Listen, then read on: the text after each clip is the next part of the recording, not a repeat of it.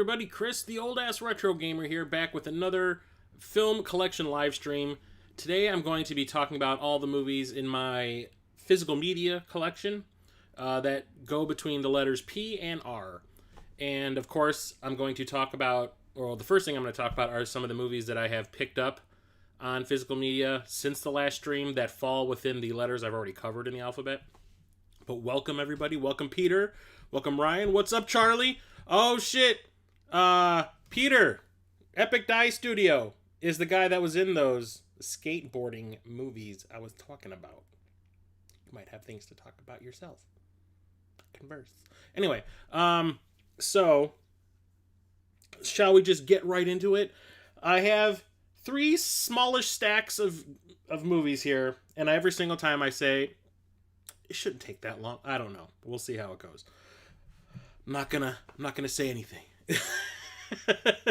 I have Android Assault, the television series, Neo Genesis. I have the box set. Yes. Anyway. So, since the last stream, I went to Target to do some grocery shopping, and I always check out the movie section. Now the movie section is starting to get a little lacking because no new movies have been coming out. Nothing's been released. So it's kind of hard to find anything new to purchase that I would actually want to add to my collection. But I always forget that this came out. It's a movie from last summer. I keep forgetting to pick this one up because I really enjoyed it, and that is Fast and Furious presents Hobbs and Shaw. This is like the Fast and Furious spin-off movie that features The Rock and Jason Statham. And my friends and I, Justin and Elizabeth, we go see every Fast and the Furious movie in the theater. We also go see every Jason Statham movie in the theater. So you combine the two, and we're like there opening day. So, yeah, I didn't think this was going to work out as well as it did. I found it incredibly enjoyable, mostly because of The Rock and Jason Statham and the way they play off of each other. Yeah, the plot is ridiculous and stupid, but it's just fun to watch because the chemistry that the two leads have, it works, and it makes the movie more fun than it actually is. Plus, there's a lot of callbacks to other characters from other movies in the franchise and all that. And this was so popular, it's getting its own sequel. So you're going to have a mainline Fast and the Furious series that's going to end, I do believe, with part 10. And hopefully it will continue on with these Hobbs and Shaw movies. I really, really enjoyed this one. And then here's a blast from the past. This actually just showed up today. I ordered it over the weekend. It finally showed up today. I haven't watched this movie since probably the early 90s. And that is Just One of the Guys. I used to watch this movie every single time it was on cable. Why? Nudity. This is a PG-13, I do believe. Yeah, PG-13 comedy about a young girl who wants to be a journalist, and no one in her school takes her seriously because she's a woman. She enters like a journalism contest, and basically her journalism teacher basically just disqualifies her immediately because he's like, you're a chick, what do you know? I did watch it for the boobs. And so what she ends up doing is enrolling at a different school to take part in the contest, but she enrolls as a guy. And it's kind of like the whole 12th Night scenario. And while she's there, she falls in love with this nerdy guy at that school.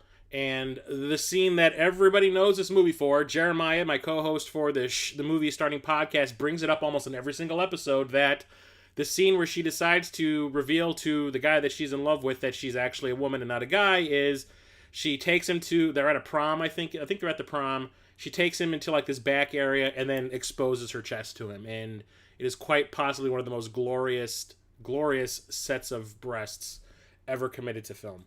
And Jeremiah says he would always says the same story. He'd always rush home from school because for some reason where he lived, the movie always started at the same time almost every day, maybe every other day. And if he got home at a specific point in time, he could see the exposing of the chesticles. So it's a fun movie. I haven't watched it in a long time, so I'm not sure if it still holds up. But I'm going to probably watch this over the weekend, and I'll talk about it next time maybe if you guys want to hear about it. But yeah, I haven't watched this in forever. I also have another movie that showed up today that I did watch before the stream, and I'll talk about that when I get there. So now for the movies that I have in my collection already. Have the 2 Pacific Rim flicks. The original by Guillermo del Toro and the sequel by Stephen S. DeKnight, who actually, now that I'm watching the entire run of Buffy the Vampire Slayer, the TV series, the guy who directed this was like one of the head writers on the show, which is kind of awesome that he moved up in the world of film. But the original Pacific Rim reminds me a lot of Voltron from when I was a kid. I remember saying it the first time they showed Gypsy Danger here, that's on the cover, being assembled, like the head, which is the cockpit of where the pilots sit, attaching to the body. I remember saying out loud to my friends that I was with, and I'll form the head, just like in Voltron. It's a very fun giant robots versus giant Japanese monster movie. It's a lot. It's great. This was like right in the middle of where I thought Guillermo del Toro was one of the best filmmakers out there, and I was like, he took this silly concept of giant robots versus giant monsters and he made it work, and got great performances out of a lot of people. It's got Idris Elba in it. That guy is fantastic. That guy can do no wrong. Where am I going to put this? Right over here. How about that? And then we have the sequel that has oh god damn it, I can never remember his goddamn name. John Boyega from the new Star Wars series. And this is like one of his first big starring roles where, you know, he is the star. And I was really happy to see him get that role because I've liked him ever since I saw him in Attack the Block. I thought I'm like, that guy's going places. And when I saw that he got cast in the Star Wars films, I said, finally, someone took notice. And he is great in here, too. He is a good leading man. He's way better than Scott Eastwood, you know, Clint Eastwood's, like, hack son. That sequel has a girl that went to your... Really? The sequel? This one? I saw this in this... I have a story about this. I saw this opening day. I actually had the day off. Went and saw this at the IMAX in 3D at the local theater by me. And the first, like, 15 minutes are going by, and I'm sitting there going, like, I am not getting any 3D effects at all. I mean, like, is the 3D in this movie so freaking bad that, there's nothing happening? I couldn't figure it out. So I took my glasses off, and I'm looking at the screen, and I would take the glasses off, put them back on, take the glasses off, put them back on, and I was like, I'm seeing nothing change. Like, there is no difference. Like, there is none of that blur when you have the glasses off. So I was like, they never put that 3D lens in front of the camera. So I go out and I complain, and I'm like, I talk to like the woman who was tearing the tickets. I'm like, look, I'm over in the Pacific Rim Uprising IMAX 3D showing, and the 3D isn't on. I was like, the movie's in 2D. And I'm like, that's not what I paid for. And she goes, okay, I'll take care of it. And then all of a sudden, I walk back in the theater, I sit back down, the movie stops. Like, it goes black, lights in the auditorium come up, and then the movie starts over from the beginning in 3D. And every single person in that theater groaned at me because I had them reset the movie or restart the movie. I'm like, I paid to watch this in 3D. I paid that upcharge for a reason. I want to see it in 3D. I'm like, fuck the rest of you people. But it's not nearly as good as the original. It is fun, though. I really enjoy it. I'm glad that it's not just a rehash of the first movie. They did something different with it. And they set it up for a third movie, which is probably never going to happen because they decided to release this in March. This is a summer film. You know, this is a summer blockbuster, and they released it in the spring. And it just, no one cared. So we're probably never going to get that Pacific Rim 3. You know, we're dying to get a second one after the first one. Everyone was whining that, you know, the first movie underperformed. We're never going to get a sequel. They made you that sequel, and nobody went to see it then either. So you get what you ask for. But I really enjoy it, and both of these are in 3D. And the 3D in Part 2 is way better than the 3D in the first movie, because I do believe the studio forced Guillermo del Toro to film it in 3D because he does not like 3D. That's awesome that you know somebody in the movie. That's great. Oh, I also need to say that there is a lot of franchises in these stacks that I have here, so be prepared. We have what I consider to be a diamond in the rough film that nobody really seems to know or care about, and it's called Pandorum. Everyone considers this to be like a sister film to Event Horizon. So it's a sci-fi horror movie where a ship that is taking like this 100-some-year journey to another planet to colonize because Earth is dying. Everyone's in hibernation, and people just start waking up randomly, kind of like in Passengers, which I might be talking about later. Some of the crew start waking up and finding that there's like these creatures aboard that are like killing and eating people. They're like cannibals. And it's like a mystery. Is it like everything that's happening on the ship? There's like this fake space sickness that they came up with for the movie called Pandorum, which is the name of the movie. Sorry, that direction. Is it everything that's going on the ship that people are seeing? Is it this space sickness, this space psychosis that everyone's experiencing, or is there actually these cannibal creatures running around the ship? It's actually really cool, really tense. There's a lot of really nasty shit going on. There's also a little bit of kung fu because they hired an MMA fighter to play one of the survivors, one of the people that has woken up. I went and saw this in the theater basically out of curiosity because the trailer didn't really tell you anything about what was going on in the movie. They just kept bringing up the whole space psychosis thing, and I was just kind of like, that looks kind of cool. I like sci-fi, I like horror, I'll go see it. And I walked out of that theater going, that was actually kind of neat. It has an extremely awesome twist at the end that you do not see coming, and I was like, this is kind of awesome. I hope we get a sequel about what happened after that, but it's never going to happen because nobody saw this. Chris Pratt is a creep. Yeah, he is. But I highly recommend Pandorum. And now we have another Guillermo del Toro film, that's Pan's Labyrinth. This is the last Spanish language film that he made before he decided to specifically work in Hollywood. I really loved The Devil's Backbone. I really loved Kronos, his first movie that he made in Spain. But this is probably one of his best films. I mean, Devil's Backbone is probably my favorite, but this one is just like, damn. I saw it in the theater with my parents, and I don't think my parents were ready for this. I know that they had seen Hellboy. I know that they had seen one of his other American... I think they'd seen Mimic. But they didn't expect that... Like, they thought this was going to be like some fairy tale movie, kind of like Legend or something. And, oh no, there is a murderizing going on in this flick. And it's creepy, and it's twisted, and I don't think... Especially my mother was not prepared for it, because when it ended, she was just like, fuck that movie! I absolutely love it. I love the costume design, all the physical, practical effects. Doug Jones doing double duty, playing not only the fawn here, but the creature with the eyeballs in its hands, the one that eats the children or whatever. It's a fantastic film, and it's really well acted. I absolutely love it. That's like one of those movies that's like all about the design. So I got this last week. Didn't realize that this actually had a 3D release on Blu-ray. And you know me, if I find an older 3D movie that I've never seen in 3D, but I have seen the movie before, I'll pick it up. And that is called Parasite. This is from Empire Pictures, Charles Band, who ended up creating Full Moon Films or Full Moon Pictures. He was one of the people who kind of shepherded 3D back in the early 80s. I said last stream that Coming At Ya started the big boom in the 80s for 3D coming back. And Charles Band kind of embraced it, and he made I want to say 3 movies in 3D, in a row.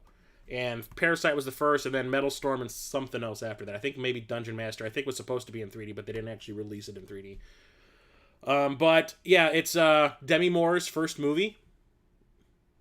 Yeah, and she is terrible in this, and I know she's embarrassed by it. It's basically... Honestly, the plot doesn't make a whole lot of sense. I remember watching this back in the day. I rented it because I was like, oh, that's one of those Empire films I've never seen before. This scientist is working on this super parasite. For what reason, I don't know. And he ends up getting it stuck on his chest. But the movie takes place in this, a post-apocalyptic wasteland, and, gas costs $40-some a gallon. And just roaming bands of asshole, looters running around and stuff. And food is real scarce. It doesn't really make a whole lot of sense. They don't really tell you what happened and what caused all this and why he was working with this parasite thing. All you need to know is that once he starts coming into contact with other people, the parasite thing starts to spread and things start poking you in the eye a lot. And Stan Winston, I think this was also one of the first movies that Stan Winston did the practical effects for.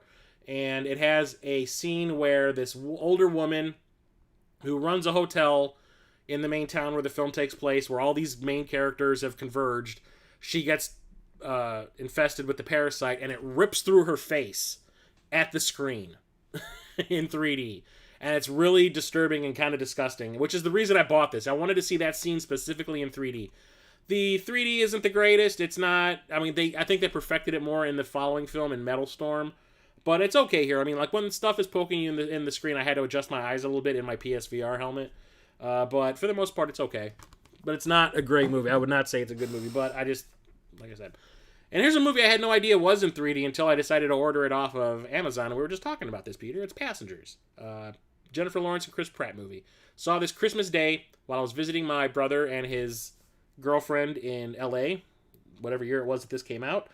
And it was the only movie that was playing that day that we could all agree on. And I think my mother wanted to come to... Yeah, my mother came too. And this was the only movie we could get her to agree on seeing. That wasn't like, I think, Quentin Tarantino. Because she didn't want to see, not Django, Hateful Eight. But yeah, it's a science fiction adventure romance movie or whatever. I really like it. Yeah, Chris Pratt is a creeper.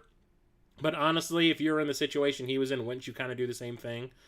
But yeah, it's a decent movie. The 3D, I had no idea that this was shot in 3D. So when I went to buy a copy, I saw that there was this 4K and 3D Blu-ray version. I was just like, oh shit, yeah, okay, I'll take that. It was cheaper than the original Blu-ray version for some reason. And yeah, I watched this, I want to say last year again, and it still holds up. I still enjoy it. I mean, yeah, Chris Pratt, creeper-tastic, but like I said, what would you do in that situation? Here's one of my favorite action movies from the 90s. It's The Peacemaker. It's George Clooney's first big movie that he did after he quit ER. This is also the first movie released under Steven Spielberg's DreamWorks label. They hired Mimi Leder, who was directing episodes of ER and stuff, to direct this movie. This was also her first movie that she was directing.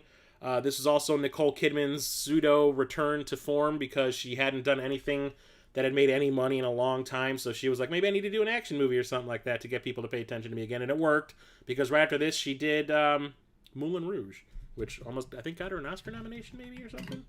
She got recognized for it a lot. I remember that. But it's an action movie about a bunch of Bosnians who have a grudge with the U.S., who trying to smuggle nukes into the U.S. as a revenge thing because one of the bad guys, his family got killed by American peacemakers. And it has a fantastic score by Hans Zimmer, and the action scenes are pretty awesome. It is a little bit long, but outside of that, I think it's pretty fantastic. I watch that at least once a year, and my head is bleeding. God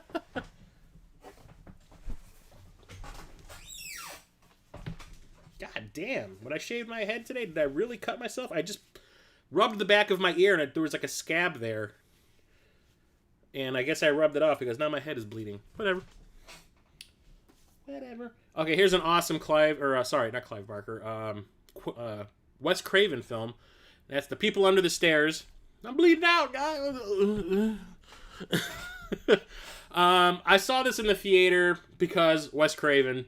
Did not realize it was a horror comedy. I thought it was just going to be a straight-up horror movie. At least the trailer made it look like a straight-up horror movie.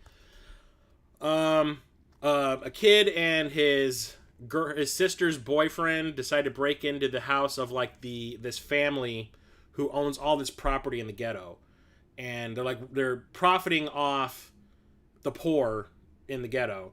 So a bunch of people that are being slighted by that family decide to break into their house and like rob it. I don't remember if they're just going there to try to rob it. And it turns out the family is like incestuous, and they have a bunch of people locked up in the basement that haven't seen the sun in 10 years, and they've got this girl that they call their daughter but isn't really their daughter, and they're abusing the shit out of her. There's a guy that lives in the walls that has no tongue. Run, fool! Actually, we watched this for an episode of the movie starting with Radical Reggie, but it didn't come out. Like, his audio was terrible, and it was like unusable.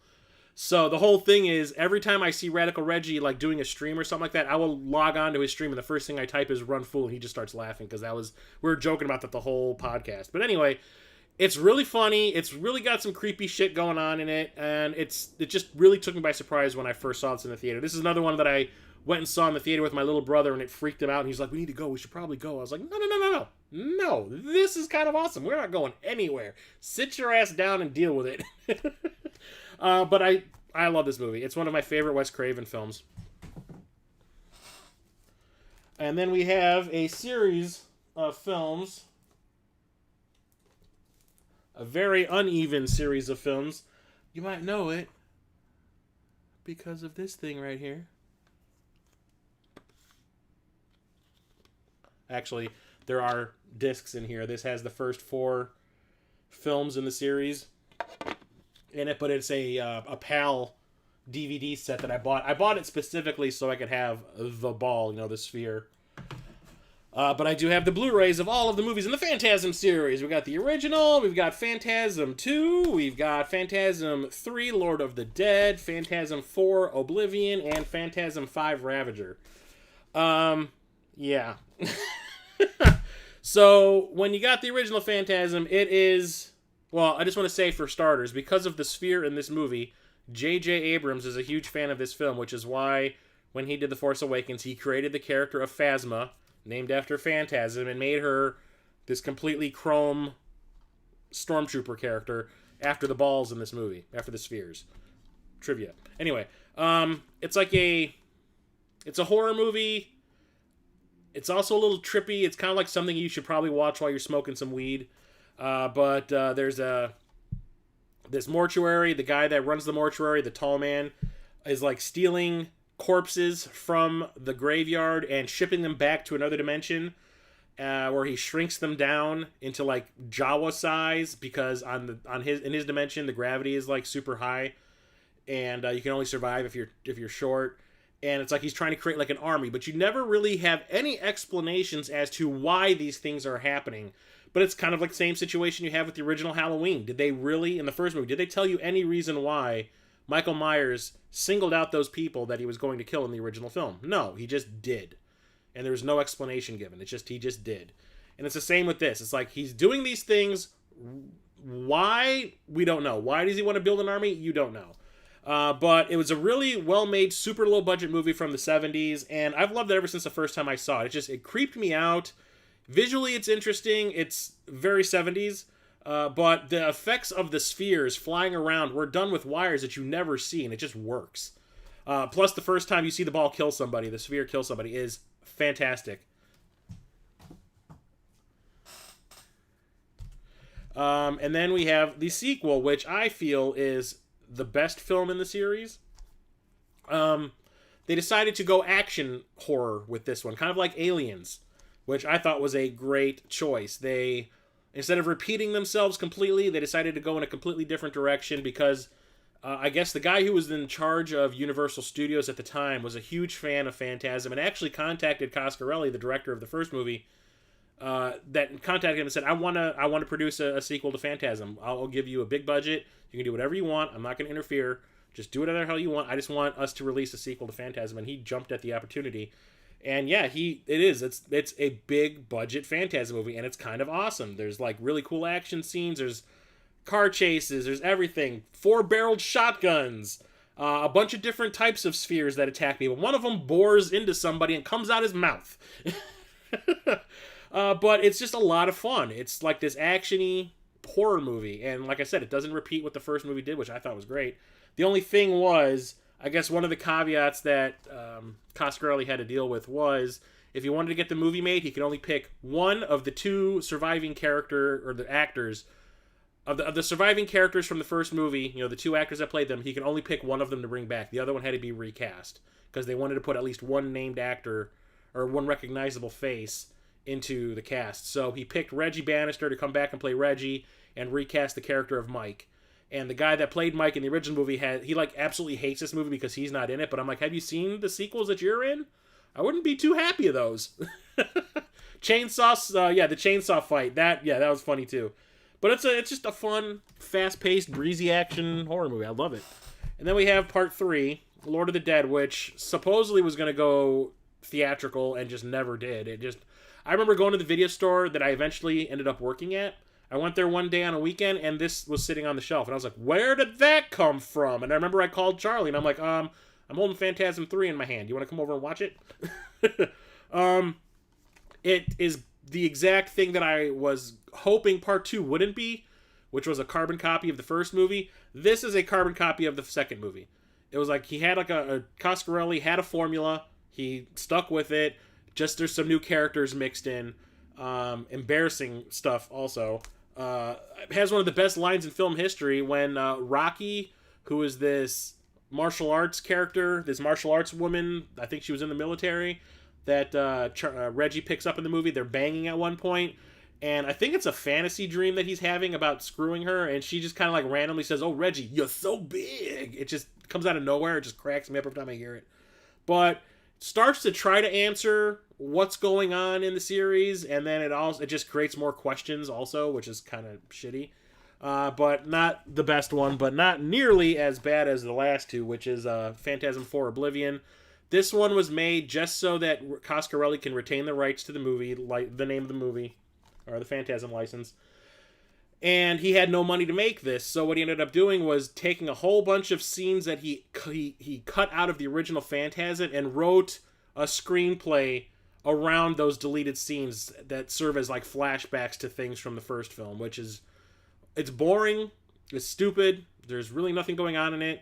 It's just a bunch of people running around doing dumb things, and then flashback randomly, and it's just, yeah, it tries to explain where the tall man came from, but at this point I was like, I don't care. And it's just also just kind of like this, like, we're just going to throw you this bone real quick, and it doesn't make any sense, but whatever, you know, at least you got something. So I'm not a big fan of this one. But the one that pisses me off the most is the last movie, Phantasm V Ravager. This movie was, 20 years in the making? And I guess the original plan was this was going to be like a web series, and I guess they'd been filming it for years. Coscarelli gave this other dude who had an idea for what the fifth film could be. Coscarelli gave him his blessing and says, "Yeah, I'm not going to direct it. You go ahead, do what you want to do with it. Like, as long as my actors are okay with, doing it, that's fine." So I guess whenever the actors from the Phantasm series would be at a horror film convention together, they would go off when they weren't at the convention and film some random shit with the intention of tying it together later at some point. Eventually, they got a budget, and they decided to film the whole movie and tie together all the random stuff that they had filmed before. And the movie is just like this random stream of consciousness type of thing. It's just nothing going on. Stuff makes no sense. There's like 3 different time periods you're following, and it's just, no. It's dumb. I was so excited when I saw the original trailer for this. I was just like, oh my god, this is going to be the best thing ever. And I went to see this in the theater with an old friend of mine that I hadn't seen in years. We met up at this really out-of-the-way theater to go see it. And when the movie was over, we just looked at each other and was just like, yep, I'm glad that franchise is dead now. It is so bad. It is cheaply made. The CGI is terrible. It's like there's action scenes where there's really no action in it. It's just, no. It's really bad. It was a real shitty way for the franchise to go out. And I'm bleeding again. Whatever. Yeah, I was really upset about that. Maybe they'll reboot it. I don't know. We'll see. Another franchise, we have the remake of Piranha in 3D and its sequel, Piranha 3 Double D. Wink. Get it? A wink. So I saw the original, I saw this Piranha remake, the 3D version, in the theater on my birthday, whatever year it was that it came out, like 2013, 2012, 2013. And I absolutely loved it. I had never seen the original Joe Dante one from Roger Corman's production company, so I wasn't really familiar with it. I just knew that it was a Jaws ripoff. But they decided to make this not only super freaking gory, but also incredibly funny and, like, cruel. There's cruel things happen to bad people. What's his name? Jerry O'Connell plays, there was that guy who was going around and filming all the naked girls at Mardi Gras and then selling it, not knowing if they were underage or whatever. Remember, he was making those videos or whatever. And Jerry O'Connell's basically playing that guy. And they give him his comeuppance by having a piranha eat his penis and then vomit it up in 3D in your face and then re-eat it again. It is very funny. And just have Jerry O'Connell sitting on the deck of his boat just bleeding out because he's got no junk. He's sitting there going like, "It ate my dick. It ate my dick." It's funny. It's a really clever horror movie. It's made by Alexandre Aja, who did High Tension and the Hills Have Eyes remake. He's a French director who really knows his way around horror, and I really, really love this movie. It cracked me up.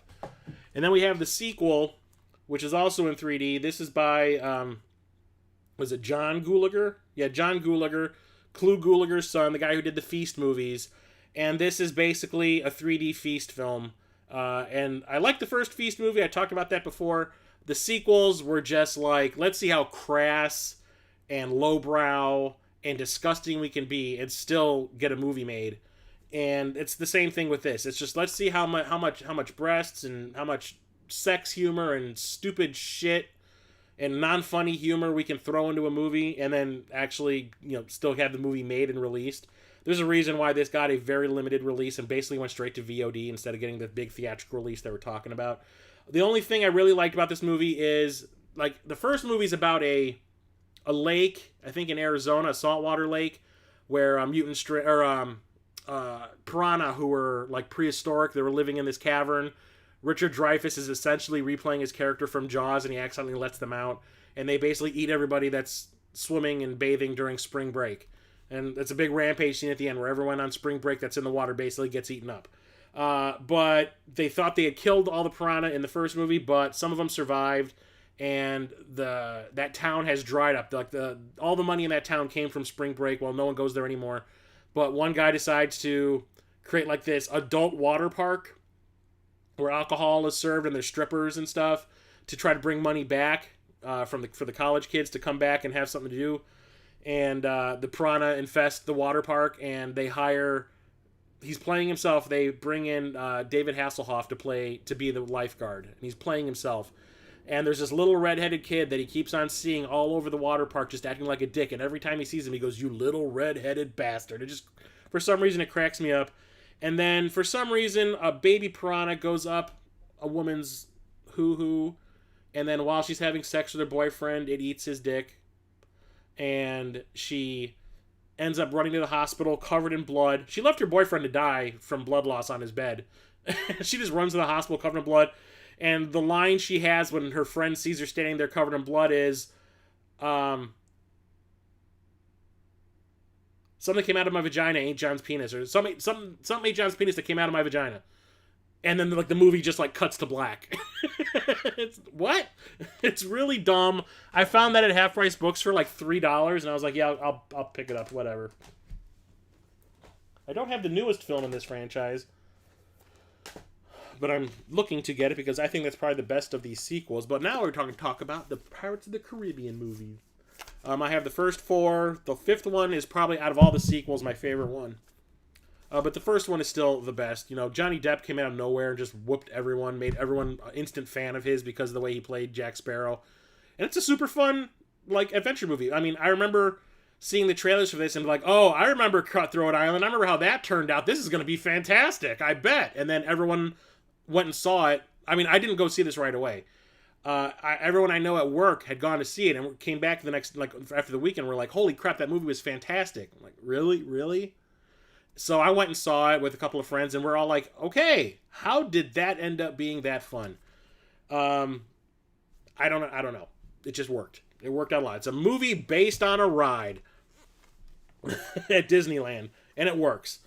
And then they have the sequels. They filmed 2 and 3 back-to-back like The Matrix, and I kind of like the second one. I like Dead Man's Chest, and I kind of like At World's End. I don't think they're great or anything, but it's just they made it too complicated. It was just and the thing was, especially when it comes to the third movie, At World's End, a lot of people don't realize that this movie was shot during a writer's strike, which is why the movie kind of turned out the way it did.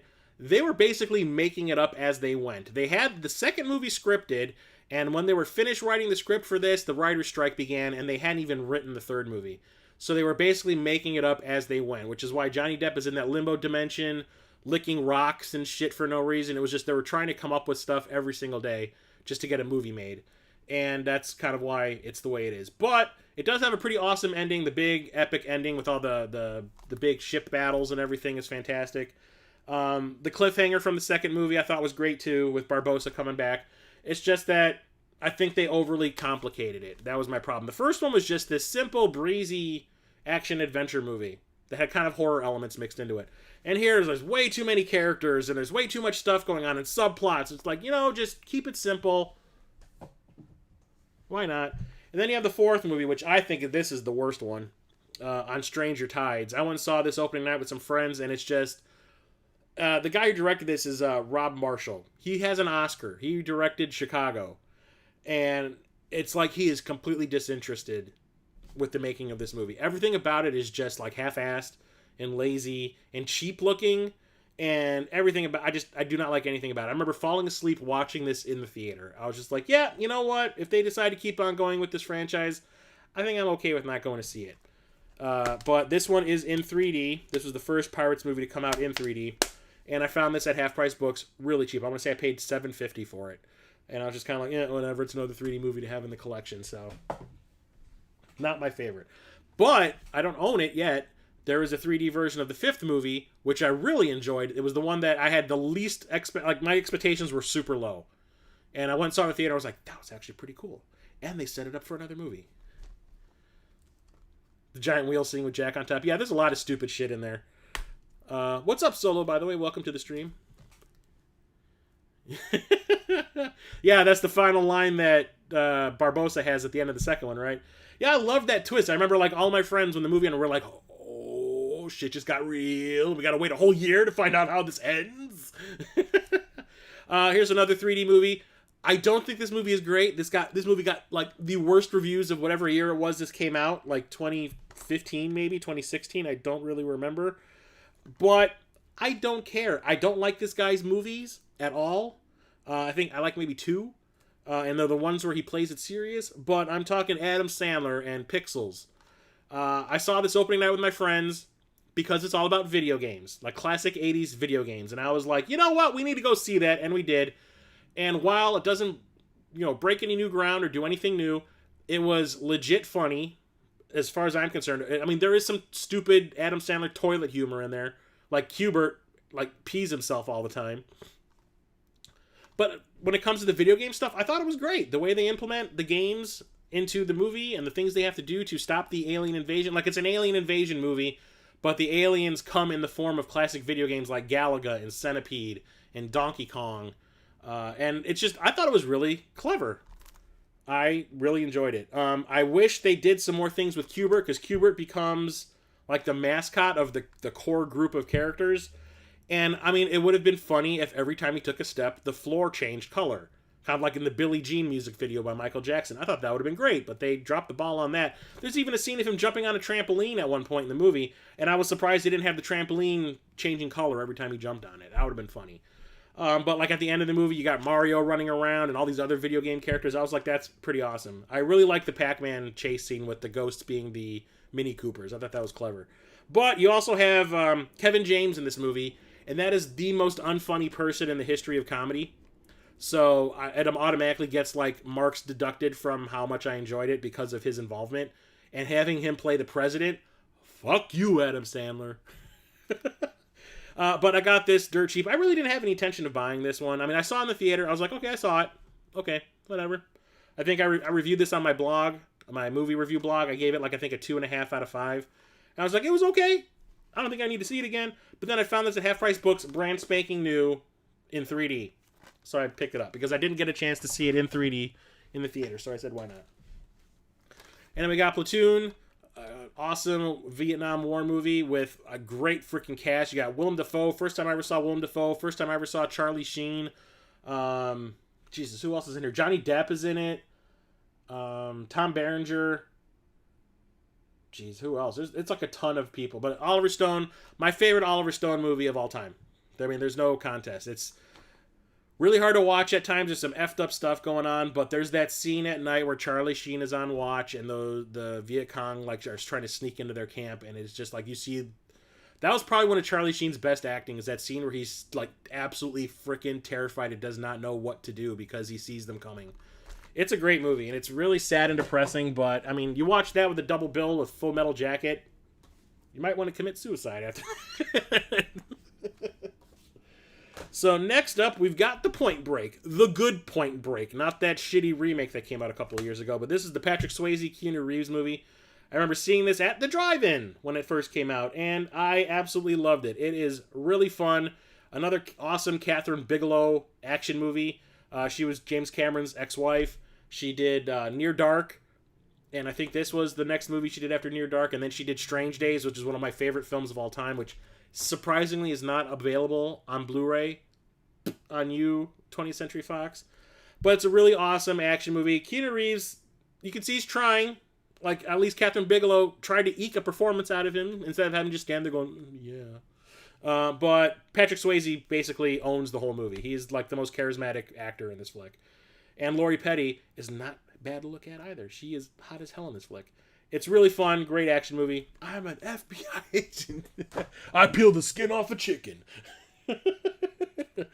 And now we have two parts of the franchise. I already talked about the first movie in the series when I was talking about the box sets, because I have this version of the movie that comes in like a book. And it's way too tall to fit on my regular shelves. But we're talking the Poltergeists. We got Poltergeist 2 and 3. These are from Scream Factory. And I bought them specifically because I was, like, when it comes to the second movie, I think I talked about this when I was talking about Night of the Comet last time, how, like, I wanted to go see a horror movie in the theater, but my parents didn't think I was ready. My dad took me to see Night of the Comet, and halfway through the movie, I told my dad, get me the fuck out of here. I can't handle this, and we left.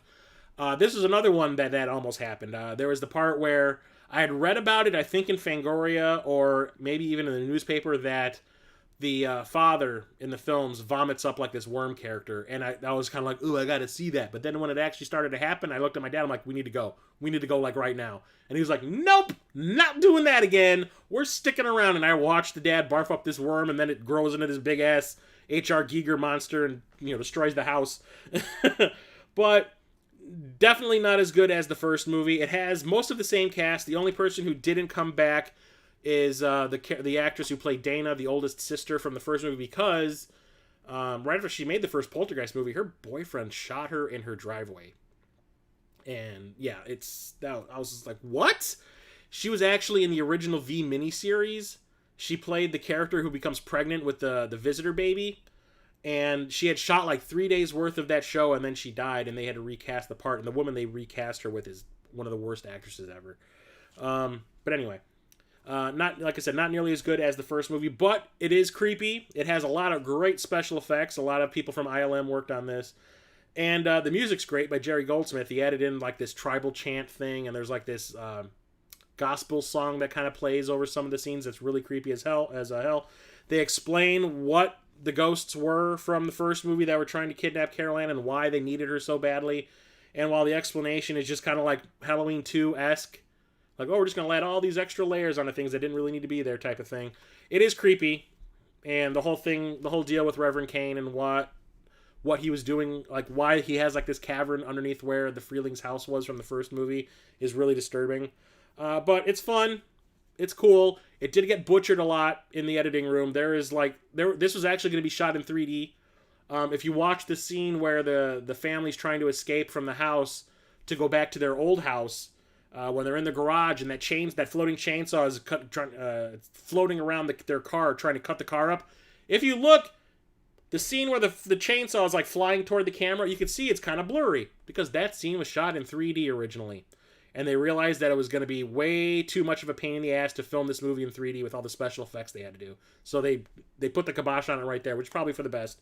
But it's fun. I enjoyed this one. And then you have part 3, which is the super low budget Poltergeist movie. I don't think the company wanted to do it, but the guy who ended up directing this, what's his name, Gary Sherman, came to MGM with an idea of how to do it and to do it cheap, and it used no special effects at all. He was going to do everything real for real in this, so there's absolutely zero visual effects in this movie, which is interesting and fascinating to me. And when you watch the movie, it's kind of like, wow, that must have taken forever to set up, because the whole deal with this movie is mirrors, and how the ghosts now exist in like some mirror universe, and they're trying to break into our universe. And there's a lot of mirror tricks they do with, like you'll see somebody walking alongside a mirror and their reflection does like something completely different to creep you out. And it's because they were using there was no wall there where that mirror was. It was just a double walking alongside at the same pace as the person that you're supposed to be looking at, and then they go and do something different. They do that a lot. And it gets old after a little while, and the amount of times you hear somebody scream Carol Ann in this movie, I think they scream her name. Her name is said in this movie like 300 times. And I shit you not. There's a scene where Carol Ann's like running. This movie takes place in Chicago. They filmed it at the Hancock Center, at the John Hancock building. And there's a scene where Carol Ann is like running through a parking garage, and there's like a puddle of water that she realizes she's standing in, and then all these ghost hands come up and start pulling her down. So she starts screaming. Her stepsister, or her niece? No, who is she? Her cousin? I don't even know the relations of these people. her cousin, who is Lara Flynn Boyle, hears her and just starts screaming Carol Ann over and over and over again as she's running to her. She must scream her name 25 times within the space of like a minute. And it's just like, what are you doing? It's also the movie where Heather O'Rourke died while they were filming the movie. She ended up having some intestinal blockage or something, which is the symptoms already had manifested in her face. If you look, her face is really swollen in the movie. And it's because there was like this thing that she had going on, this intestinal problem she had, and it swelled, like it sent like fluid to her cheeks. So her face was like swollen. And I think it was like they had like 2 or 3 days left to film and she died. So they had to they shut the production down. The director went into a depression because of it, and they didn't go back to reshoot the end or to finish the movie for like almost a month. And finally he just came up with some random thing, and that's why the movie has like this real like whimper of an ending, because they just had to throw something together real quick with a body double to stand in for Heather O'Rourke because she wasn't there anymore, which is sad, but whatever. It was a cool experiment, I think, as a horror movie to try to do something about this topic without any special effects and visual effects. So that's impressive, but for the most part, the movie's actually kind of boring. This is the other movie I got today in the mail, and I just watched it before the stream. It's called Popcorn. I rented this back in the day. I remember hearing about it being playing at like one theater in Chicago back when it was first released, and then it like disappeared, and then it came to video, I remember, pretty quickly. And I rented it, and it was like this meta type of movie, and I hadn't seen anything like that before. Scream hadn't come out. I wasn't really aware of what Friday the 13th Part 6 had been doing, that was a very meta horror movie. But the thing about this is a bunch of film students, in order to get some funds to be able to make their final film class projects, decide to rent out an old movie theater and hold like an all-night movie marathon and charge everyone like $10 and try to get money to make their little short films. And while they're there, there's a serial killer stalking the people in the theater. And could it be one of the people that's in the class? You don't know. But it has a pretty cool cast. I was watching the documentary, like, up until when I had to start the stream today. There's a documentary on this. And I did not realize the amount of, like, production problems they had. Like, the director got fired about a month into the movie. The lead actress that ended up being played by the lead character ended up being played by Jill Sholin, who was I had a crush on her back in the freaking late 80s, early 90s. She was in The Stepfather. She was in the Phantom of the Opera movie with Robert Englund. And something else I'd seen her in too. But Jill Sholin came in and replaced the actress that they had been filming for like 2 weeks or something. They fired her. It was the actress who played the oldest sister in Honey, I Shrunk the Kids. They fired her after 2 weeks and brought Jill Sholin like within the space of a day to replace her, and they had to reshoot all of her scenes and stuff. I didn't realize any of that stuff was going on, which is kind of why when it comes to like the class of the class of film students, all of them seem to like be real, like they have great chemistry, except when it comes to Jill Sholin, because no one got to spend any time with her and get to know her before they started filming, which is kind of strange. But she does a great job. Like I said, I haven't watched this probably since the 90s, so it was kind of like watching it all over again for the first time. And it's not the greatest. There's some... I think they reveal who the killer is way too early in the movie, and the whole idea behind the movie, his deal for wanting to kill everybody, is kind of stupid. But the fun thing about the movie is there's these movies within the movie, because not only you're watching this movie about this guy killing people in this movie theater, but the filmmakers actually made the movies that are being watched in that movie theater. There's these 3 fake movies that they're showing in the movie theater. One of them is about a giant killer mosquito. They're like movies from the 50s, like stupid, cheesy-ass horror movies from the 50s. They made this movie about a killer mosquito, a movie about a guy who gets electrocuted. He's on death row, gets electrocuted, and he doesn't die, and he gets electricity powers. And the last one is about a killer's smell. And each one of the movies has like a gimmick that goes with it. The mosquito movie was filmed in 3D, and there was like some scope thing that they said was the big thing. And basically what it was they had a big mosquito model that would come out and fly around the theater while you're watching the movie. The Electricity Man movie, they shock the chairs while you're watching the movie whenever the guy uses his powers. And in the one about I think it's called The Stench, the one about the killer odor, they actually would pump smells into the theater to make people gag. And those are more fascinating than the movie itself, because the movie itself is just kind of like a generic slasher movie. But those movies within the movie are pretty funny. But yeah, there's that. And then we have the reboot of the Power Rangers. I am not a fan of Power Rangers at all. It was when it came out on TV back in the 90s. I was way too old to be watching it. I couldn't understand why people were so freaking fascinated by it. I was just like, it's a bunch of badly filmed footage from Japan intercut with stuff filmed with a lot of really bad actors in the US. I could tell from the first time I saw anything from it. I was like, no, I'm not watching that crap. Get back to the comedies. No, I think I've stopped bleeding. I think it's scabbed over. So I did end up seeing the original Power Rangers movie in the theater, and I was just kind of like, eh. But I saw the trailer for this, and I was like, okay, it looks like they're trying to do it seriously. They gave it a really decent sized budget. I was like, I'll give it a shot. I went and saw it in 3D. Not one 3D release of this movie at all. I mean, not even in Korea where I normally get the 3D Blu-rays from. But I was pleasantly surprised by this. I didn't think I would like it. I figured halfway through the movie, I'd be like, oh, I'm just going to take a nap now and just, wait until this movie's over. But I really enjoyed it. I loved the cast. I thought they all had great chemistry. I liked the fact that, Billy, I guess, the character in the TV show was kind of annoying. He was the brainy guy, the brainy character in the group. They made him kind of autistic in the movie, which I thought was kind of interesting and explained some things. I just really enjoyed it. I liked it a lot. The only problem I had with it was I thought that... what's her fucking name? I keep swearing. I apologize if I'm swearing too much. Blah, blah, blah, blah, blah, blah, blah. Elizabeth Banks. I thought Elizabeth Banks was a terrible choice for Rita Repulsa. I really did. She just kind of like stands there. And I'm slinky, slutty, Rita Repulsa. No, I want somebody who like looks and acts evil, and not just like some spoiled little kid's like, I should have been the Red Ranger. I should have been Zordon. Like, shut up. But the big fight at the end with the monsters was pretty cool. Yeah, I didn't think it would either. I mean, it's that show is still going strong. I don't get it. But whatever. The movie itself, this reboot is pretty fun. I liked it a lot. And having Bill Hader as Alpha 1 is pretty funny. And I love the redesign of Alpha 1. It doesn't look like some R2-D2 reject. And Bryan Cranston as Zordon was a masterstroke. He is great. But like I said, it's a fun movie. Don't take it too seriously, but I like the fact that they decided to go kind of dark with it, and they actually really develop the characters before they become the Power Rangers, like the core 5 characters. They really develop them before they get their powers, and you really start rooting for them to like get their shit together so they can work as a team.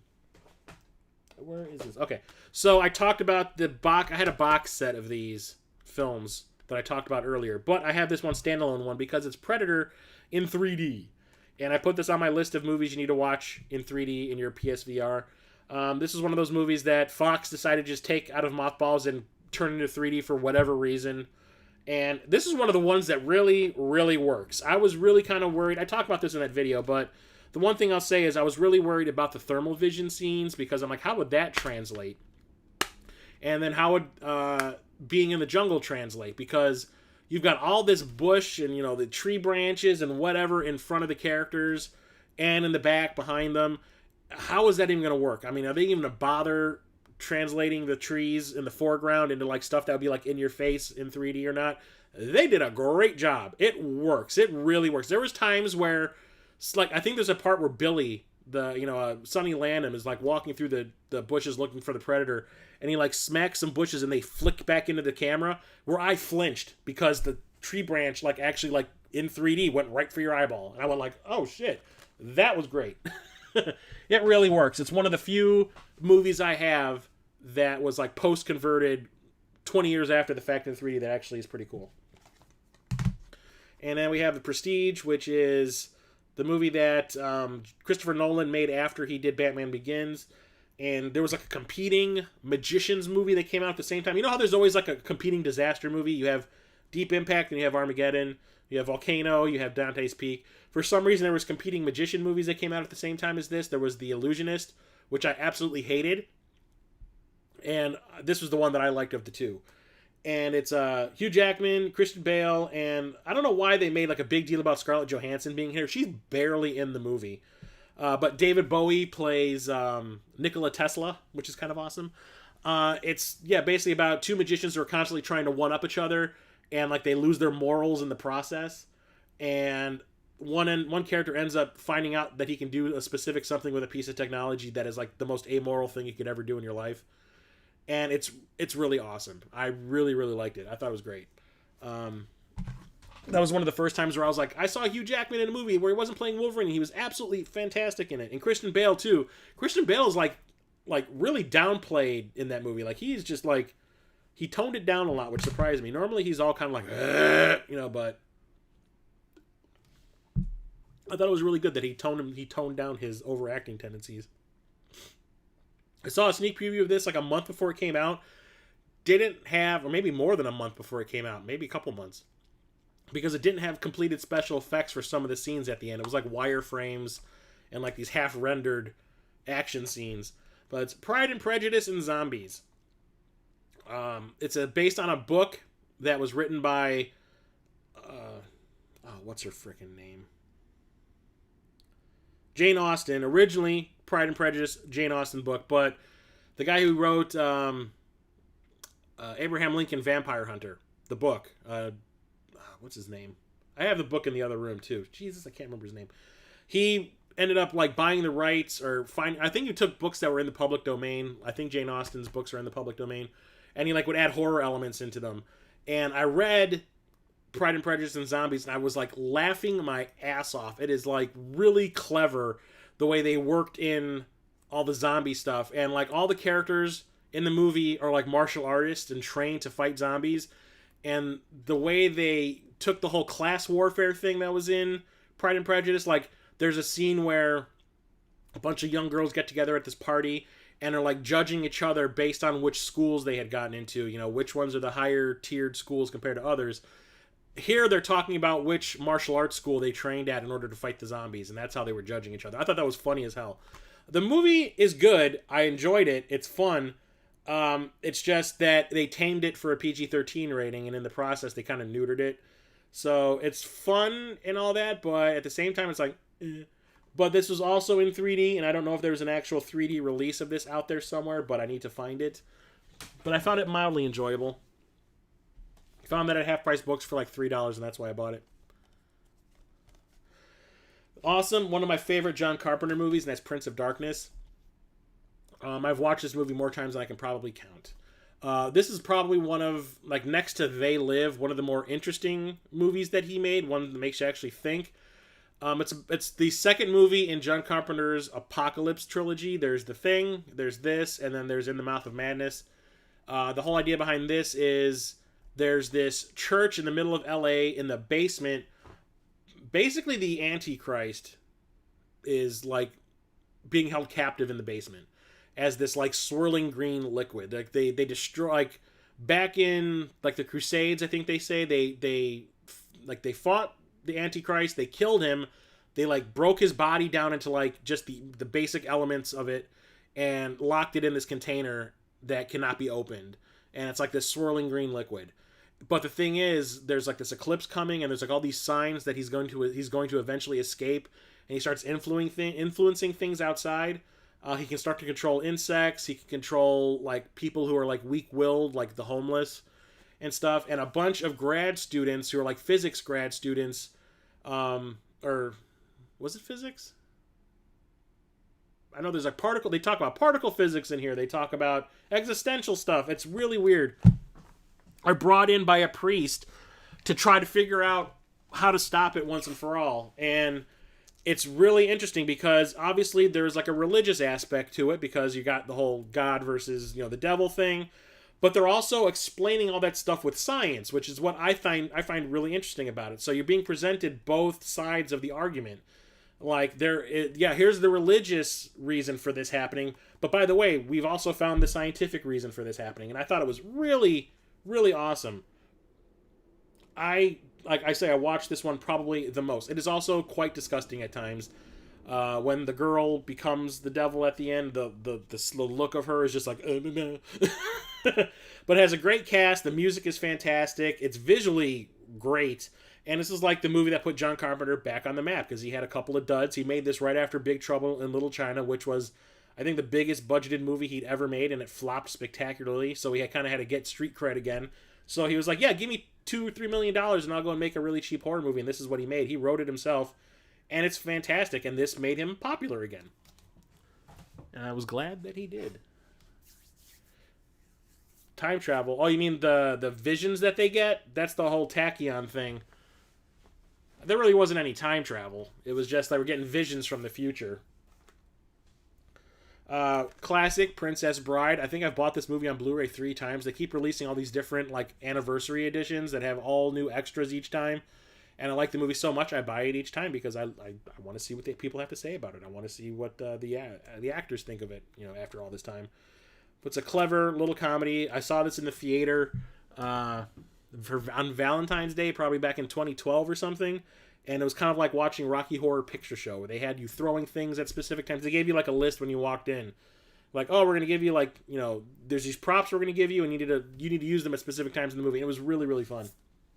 I don't think I need to talk too much about it. Everybody knows about Princess Bride. Did not know this existed until I went to Half Price Books, and this was on sale for like $5. It was actually like in their discount section. It's The Protector 2 in 3D. So I'm a huge Tony Jaa fan. This was made after he lost his mind making the 2 Ong Bak sequels. And the first Protector I saw in the theater with Charlie, Epic Die Studio. And I remember we watched it and we're just kind of like, fights were cool, but that's all that movie was a bunch of fights. Where was the story that Ong Bak had? And it turns out that Harvey Weinstein, Harvey Scissorhands, decided to cut all the story out and just have it be like a string of random fight scenes about an elephant, over an elephant. And it's just, I remember kind of going like, that was stupid. I eventually found a version of the Thai version of the movie. In Thailand, the movie's called Tom Yum Gong, which is like a soup, a Thai spicy coconut soup. And all the plot was back in, and I was like, okay, it's still not the greatest martial arts movie I've ever seen, but at least now there's a story with it. And I did not realize they had made a sequel. And I watched it, and it's actually pretty cool, especially in 3D. Like, feet coming at your face. I wish more martial arts movies were made in 3D because there's like 3 really awesome fight scenes at the end of the movie that take advantage of 3D completely. And I was like, I wish more movies used it more often. Still not like a great martial arts movie at all. I mean, it's still super cheesy. But it's also about an elephant again. Yeah, the thing they cut out of the American version of the original one was the lead female bad guy was actually a dude in drag. It was like a trans bad guy, and they cut that out because apparently we can't handle that kind of thing in the U.S.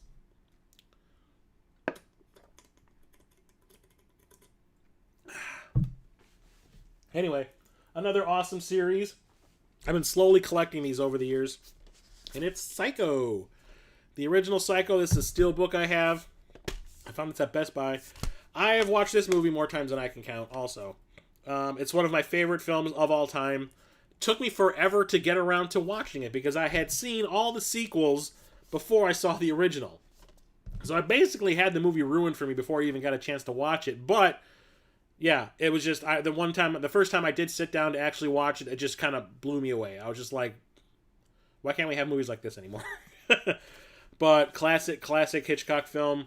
Great twist ending and everything. And then we have all the sequels, which vary in quality. We have Psycho 2, which I really do enjoy. It basically took what was established in the first film and like expanded on it. And like kind of like the way the Saw movies did. Like the next sequel would expand on the movie before it. Like things that you didn't realize were going on. Here's what was really going on type of thing. And there's a lot of really cool revelations and stuff going on. There's is Norman doing the killing in this movie, or is someone else doing it and trying to drive him crazy? And it's just, there's like a lot of questions that are asked in the movie, and it's just really well made. I remember like a bunch of, like when this came out in the theaters, I remember people saying like it was actually like a worthy successor to the original. Like it actually worked. And I like this one a lot. It's really clever at times. It's kind of got a dark sense of humor, but I really liked it. And then where the movie ends, like the big twist at the end, is just kind of like, oh God, okay, bring on the next one, which is Psycho 3, which picks up maybe a couple days after the last one ended. And this was Anthony Perkins' directorial debut, and I think he helped write the script. And this is also the shortest film in the series. It's just like, he couldn't tell if he wanted to make a black comedy or a horror movie, because when the gore hits, there is a ton of it. But at the same time, it's like he's trying to be funny about certain things, and it's like, am I supposed to laugh at that because it has to do with somebody being murdered? But the thing that works about this one is, like, there's this nun who accidentally kills somebody. She has, like, mental problems, and she accidentally kills a fellow nun, exiles herself from the order where she's at, and finds her way to the Bates Motel, and Norman falls in love with her. But the thing is, she looks like Marion Crane from the first movie, and it starts to drive him mad. And, like, you feel sorry for him because you can see he genuinely, like, wants to, like, be with her, but he knows he can't, and she starts to fall for him too. And it's kind of heartbreaking in that way, but then it turns into a gore fest again, and it's like, oh god, what are you doing? But it's okay. I watch it just because it's part of the series. And then you have Psycho 4: The Beginning, which was a made-for-Showtime movie, which is a prequel. It's basically, like, part of it takes place in 1990. Norman Bates is calling, like, this radio psychologist or psychiatrist or whatever, and he starts telling her his story about how he went crazy when he was a kid, like what his mother did to him, and it turns into, like, a prequel where you see Norman as, like, a teenager, and how the way his mother was, and the way his mother drove him to be the way he is, and how he ended up killing her with the strychnine and the tea and all that kind of stuff. And young Norman is played by what's his name? Henry Thomas from E.T., and he's really, really good. And they're actually talking about, like, making a 5th film for Showtime and having Henry Thomas return as adult Norman Bates. And then when they were making the remake, Henry Thomas threw his name in the ring to play Norman Bates in that too, because he thought he had earned it by doing this. It's not bad. It could have been a lot worse, but I mean, it's a cable movie. It's just kind of slow. You got the Pulp Fiction, awesome movie. I saw this probably 3 or 4 times in the theater. I don't need to talk about that one much. I absolutely love it. Picked this one up a little while ago. I used to watch this one on cable a lot, but I haven't had a chance to watch it yet. It's called Pulse. It's a movie about evil electricity. And this, too, is also like watching the original Halloween, where you don't know what caused what's going on in the movie, you know, why it's doing what it's doing. But it's got Joey Lawrence in it when he was a little kid, and his little brother, his younger brother, which Lawrence was that? Oh, God. I cannot remember the other one. Who is it? He's a terrible actor, by the way. Joey Lawrence is actually pretty decent in this. You can tell he's really trying. He's basically the lead actor in the movie. He carries the film. His younger brother is terrible. He plays like a neighborhood kid who just says the worst lines in the history of film.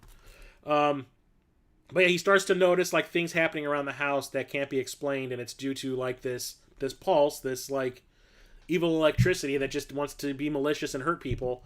And yeah, you don't find out what is going on at all, but like I said, that's kind of the charm of it. And I like it. At least I liked it back then, but I haven't watched it now to see if I still will enjoy it. Here's a few full moon movies. I actually found these at a half-price book, surprisingly. I think these came out of a set of all the movies, and somebody sold them all individually. But you know what? I already had the first 3 in a set. Might as well get the next 2. So we're talking Puppet Master. We got Puppet Master 4 and 5. These were like The Matrix Reloaded and Revolutions, shot back-to-back to save money. Yes, I do. I'm still doing gaming stuff. I just haven't had a lot of time to edit things. But I do have like 3 videos shot that I just need to edit. But yeah, once I finish the movie stuff, yeah, I'm going straight back to video game stuff. Yeah, these are super low budget full moon films. Not the greatest films in the series. I would say that the franchise kind of peaked with part 3. But yeah, they were trying to like expand the universe of the films by having like these extra dimensional villains show up that are puppets also for some reason. They called them totems, and they're trying to break into our reality and steal Toulon's secrets on how to bring the puppets to life and stuff. They're okay, but the only thing is, like, when you put these 2 movies together, you've got maybe like a movie that's 2 hours and 10 minutes long. They're like 70 minutes each. It's kind of sad. But They're entertaining. They're entertaining schlock. They're not the greatest. Like I said, the series peaked with part 3 for me. But they're not bad. Then they made like a string of real craptastic ones that I'm like embarrassed that I've seen. Or to say that I've seen. And then they kind of bounced back by making these movies that take place during World War II, and they're all about like Nazi puppets and stuff. They have like, I think they made like 3 films in like the Nazi Puppet Master series or whatever. And I saw one of them, and it was hysterically funny. Then we have Quantum of Solace, 007 movie, not my favorite. After how awesome I thought Casino Royale was, I was really looking forward to this one because this was the first James Bond movie that was a direct sequel to the movie that came before it. Right where Casino Royale ends, this movie picks up, and I was like, yes, finally, it's going to be like this, like this continuing storyline. It's like what do they call it? Serialized, like TV shows are nowadays. And I was like really underwhelmed by it. It's just like really badly edited action scenes, and the action scenes are filmed in such close up you can't see what the hell is going on, and it just pisses me off when people do that. If you weren't confident about your ability to pull off the action scenes, maybe you should have hired a different second unit director that is confident enough to make it make sense and film it from a distance so you can actually see what's going on. I don't get why directors do that kind of shit.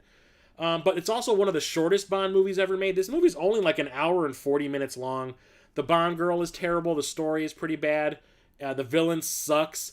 And they were trying to introduce Spectre in this movie, but MGM had lost the rights to use the name Spectre for the villains in Blofeld, so they were trying to come up with a new version. They called it Quantum, and then all of a sudden in oh Jesus, I just said the name too. Spectre. In Spectre, you can tell they got the rights back, and they're like, yep, we're going headlong into it. Forget that whole quantum thing. But this movie's just, to me, it's just really badly made and boring. Quick and the Dead, awesome Western by Sam Raimi, of all people, that has an awesome cast. The only person who seems a little out of place is Sharon Stone as the lead, but she does what she needs to do. It's just she just doesn't seem comfortable doing like action-y stuff. But you got like Gene Hackman, you got Russell Crowe, one of the first movies I've ever seen him in, and Leonardo DiCaprio. It's kind of awesome. Lance Henriksen's in it too, I do believe. Yep, Lance Henriksen. Gary Sinise. It's awesome. If you can imagine the visual style of Evil Dead 2 mixed with a Western, that's what you have. I love this movie. I absolutely love it. I saw it in the theater basically because it's Sam Raimi, and I hate Westerns. Yeah, this was not too long after Basic Instinct. This came out in 95. Basic Instinct was 92. I saw this in theater with my brother, and like I hate Westerns. There's maybe like 3 Westerns I like total out of all the ones that have ever been made. And this was one of them. I was like, okay, now that is a twist that I can get down with when it comes to a Western. Have Sam Raimi direct all the Westerns now. Please. Awesome series. We got the Raid films. We got the Raid Redemption. These are Indonesian martial arts action films. The first one is really simple. It's just a SWAT team goes to this, I guess it's like an apartment complex that's run by a drug lord to take him down. And turns out like everybody that lives in the place is told, if you kill these cops, you can live here rent free and we'll give you some money. So all the people that live in the building start going after all the cops, and it's awesome. Introduced me to Iko Uwais, who is an Indonesian martial artist. He is absolutely fantastic. I love the Silat style of martial arts that he does. It is basically watching somebody just administer a lot of pain. It's great. Fantastic action scenes. The music in the American version is done by Joseph Trapanese and one of the guys from Mike Shinoda from Linkin Park. It's a fantastic soundtrack. I listen to it in my car all the time. It is a great martial arts film. And then you have the sequel, which basically becomes like super epic. It's hard to describe. There's so much stuff going on. It's like watching a Quentin Tarantino martial arts movie. It's so complicated. There's so many characters to keep track of and who's on what side. It's pretty awesome. It's just really long. And when the movie was over, I went and saw this with a friend of mine. And when it was over, I looked at my friend. I'm like, they need to change the name of the movie from The Raid to Head Trauma Boogaloo. Because there's so much stuff going on to people or happening to people's heads in that movie. Absolutely love it. Okay, so here's a movie I absolutely did dislike when I was a kid because I didn't get it. I was a kid. I didn't understand the kind of humor and a lot of the stuff that people were talking about in this movie either. And then I watched it as an adult, and like I had tears in my eyes. And we're talking Raising Arizona.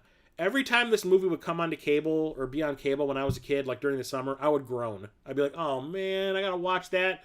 I'd have to find something else to watch because I absolutely hated it. I just didn't get it. I watch it now, and I'm cracking up. Nicolas Cage is like one of the movies where he's absolutely pitch perfect and he's totally in on the joke. Holly Hunter, like her deliveries are fantastic. The way she says Nicolas Cage's name, his character's name is Hi, and the way she says it with her accent, Hi, just I don't know why, it just makes me laugh. But basically, Holly Hunter and Nicolas Cage they're married. Find out that they can't have kids, so they decide to kidnap a baby from this rich family that just had like quintuplets or something, like 5 or 6 babies at once. So they keep on saying like they got too much to handle. They can do without one of those kids. So they kidnap one of the kids, and it's just really really funny. It's like a caper movie almost. I absolutely love it. I might watch that this weekend again. I like it so much. I need to get the newest film in this franchise, but I don't have it. I saw a 4K version of it at Target, but I chose Hobbs and Shaw instead of buying it. But we're talking the Rambos. Rambo 2, Rambo First Blood 2, Rambo 3, and the 4th movie, which is just called Rambo, all on 4K. Not really a fan of Rambo 2 and 3. I love First Blood. Hi, that guy's name? Or Rambo? You trying to be funny, Peter? Yeah, I love First Blood. The first movie, First Blood, I think is a fantastic like action thriller. It's great, and it's acted so well, and it's just everything about it is like pitch perfect as far as I'm concerned. But when it came to the sequels, it was just like, let's just have random, outlandish action scenes happen. Okay, have a good night, Charlie. Thanks for coming by. So we watched Rambo 2 in my house a lot because my mother absolutely loved this movie, and she would watch it at least every other day. I think it had to do with Sylvester Stallone being shirtless most of the time. But I really grew to dislike this movie not only from the amount of times I was forced to watch it, but after watching First Blood, I was just like, why is it just turning into like this generic action movie when the first one was actually trying to say something about vets? And it was just silly and stupid. Yeah, James Cameron kind of co-wrote the screenplay, but I just couldn't get into it. The whole thing with him like hiding in the mud and like, all that stuff, I was just like, what? I just couldn't get into it. I really couldn't. That's my fault, I know. And then you got Rambo 3, which is just like Rambo 2 taken to the nth degree, where it's just outlandish action scenes in Afghanistan and like Rambo taking out these gigantic helicopters with an exploding arrow type of shit. And it's just dumb. The only thing I can say I liked about this movie was the one thing they did that was realistic was Rambo gets like shot. I think he gets hit with a piece of like wooden shrapnel in his side, and it like starts to affect the way he moves. So he's like hiding in a cave and he pushes the piece of wood out, puts some gunpowder in the hole and lights it up. And you see like the flames shoot out like both sides of his body, like where the piece of wood started to come out. And I was like, that's how you cauterize a wound, people. That was the only thing I thought was cool about the movie was that, because I've seen plenty of other movies where they try to do the exact same thing and they fuck it up. But yeah, I'm not a fan of this. But like I said, I found all of these at half-price books like dirt cheap. And then we have Rambo, which is actually part 4. Came out like 20 some odd years after Rambo 3. This one I like because this one to me harkened back to First Blood. It's, you know, Rambo's like living in Burma or whatever, and he's just trying to stay out of people's way. He just wants to be left alone. Ends up getting caught up in all this crap with like these, I think it was human traffickers or something.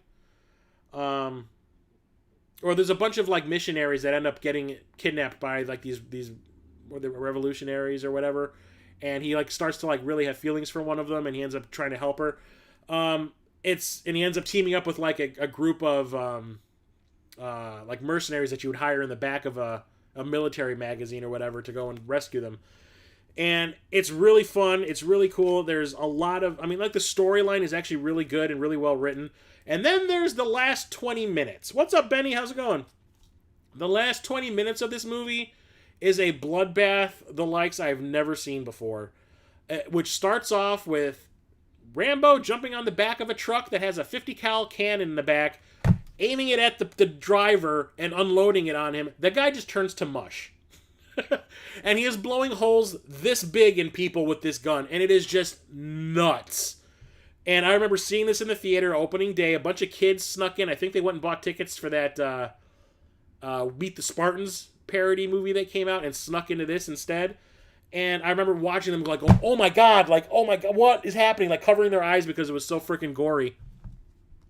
I had a grin on my face the last 20 minutes of this movie. I was just like, what is happening? This is the most glorious thing ever. And yeah, I absolutely love it. And this is the extended cut. This actually has more plot and character development mixed back into it, which is good because I think they spent more time developing the missionaries than they did Rambo, but they put all that back in here, and it's fantastic. Ratchet and Clank. I had to get this 3D Blu-ray from Spain, I want to say. Spain, I think. And it's all region. The only thing is, the disc itself looks kind of like a bootleg, but I don't care. I didn't get a chance to see this movie in the theater. It came and went so fast. And you know me, I have to see every video game movie in the theater if I can. But like I said, it was gone within like a week. So I never got a chance to. I ended up watching it. I rented it from the Redbox. And I was like, that was pretty cool. I kind of want to play the game now to see, you know, what they did with the game. Because the game is a extension of this. And this is basically the retelling of the video game that came out for the PS4. And watching it in 3D, it's pretty good. I enjoyed it a lot. The animation's pretty decent. Yeah, it doesn't translate extremely well to a movie medium without having the gameplay in there. But it's entertaining. If you're a fan of Ratchet and Clank like I am, or I have become recently, it's worth watching. Here's another horror gem, Ravenous. This came out around the same time as Episode 1. And I remember doing the counter-programming thing. I was like, I'm going to go see this instead of seeing Episode 1 again. It's a movie about cannibalism, and it's kind of about the Donner Party. Kind of loosely based on the Donner Party. About a bunch of people... What was it? The Sierra Nevada Wilderness, yeah. There's a bunch of soldiers in the Sierra Nevada Wilderness, and I think this was during the Mexican-American War, I do believe. And this, like, soldier who got decorated for, like, bravery ends up getting assigned to this, like, out in the middle of nowhere fort because he basically doesn't want to have anything to do with the military anymore because he hasn't really told anyone what made him do what he did, that he got that Medal of Valor for. Basically, it was for cannibalism, and when you find out in the course of the movie that if you eat somebody, you gain their strength and power, and it's kind of like a black comedy. The Sly Cooper movie. I would have loved to have seen a Sly Cooper movie, guy. That was great. I would die to see that. It's like a black comedy about cannibalism, which when I saw it back in the day, it really took me aback. I was like, am I supposed to be laughing at this? Because these people are doing some horrible freaking things and they're playing it for laughs a little bit. But I got into the spirit of it and I was just like, okay, this is actually pretty awesome. It has a great cast. It's Guy Pearce, Robert Carlyle, Jeffrey Jones, David Arquette's in here. He plays like this stoner guy that works at the fort. And there's some genuine horror stuff. Like Guy Pearce is the guy who got the Medal of Honor and is living in disgrace now at this fort in the middle of nowhere. And they find the survivor of this guy who said he was in with this expedition. They got lost in the snow, ended up having to stay in this cave until the storm passed, and they ended up eating each other.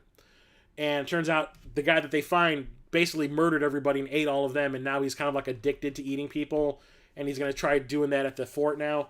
And it's really great. It's so well made. I remember this was one of those movies that had like a lot of problems while they were making it. Like the director got fired maybe like a week in, and they brought someone else in who wasn't really a horror type person, which is where I think the comedy came from, because that was her way of dealing with this being like a genre she wasn't familiar with. And I think it worked a lot. But the cast is great. It's acted extremely well. It's kind of creepy at times. It is genuinely funny at other times. I really, really like it. And I have 2 copies of this for reasons. We're talking Ready Player One. They just announced the sequel book is coming out. I can't wait to read that. But I have the 4K version, which I ended up getting from my mother because she likes to go to Target or Walmart or whatever, and she just goes to the movie section, just grabs random films that she has never seen, and then never watches them.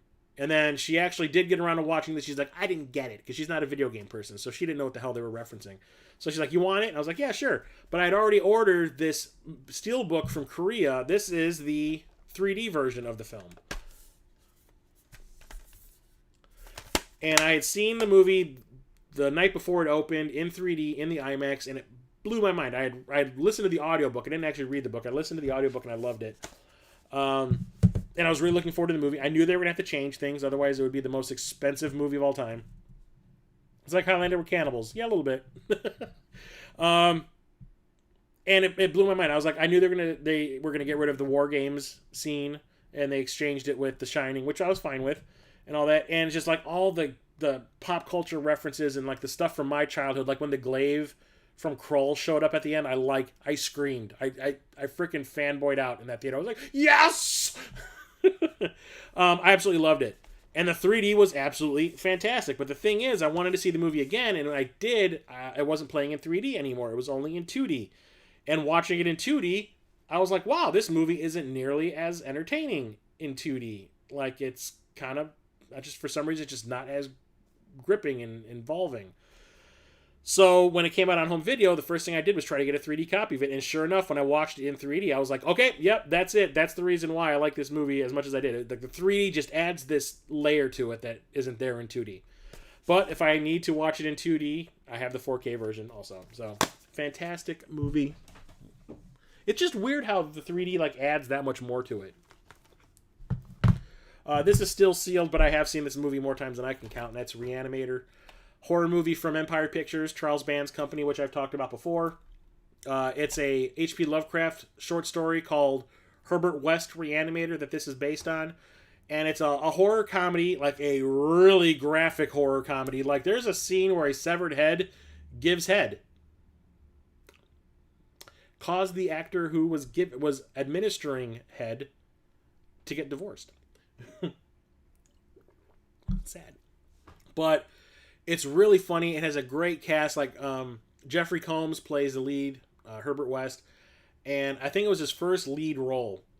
And he absolutely knocks it out of the park. His character is so quirky and awkward and kind of a dick at times. But he's like, you just can't take your eyes off of him when you're watching the movie. Because you don't know where he's coming from. Like, he's got his own ideas about things. And he doesn't really tell the other characters in the movie what's going on and what he really wants to do. But it's just, you know, there's something else going on when you're watching him talk to people and telling him what he wants to be doing. He's basically bringing the dead back to life. He finds out a way to reanimate dead bodies. The only thing is, they don't come back the same. They always come back super violent and wanting to rip people's heads off.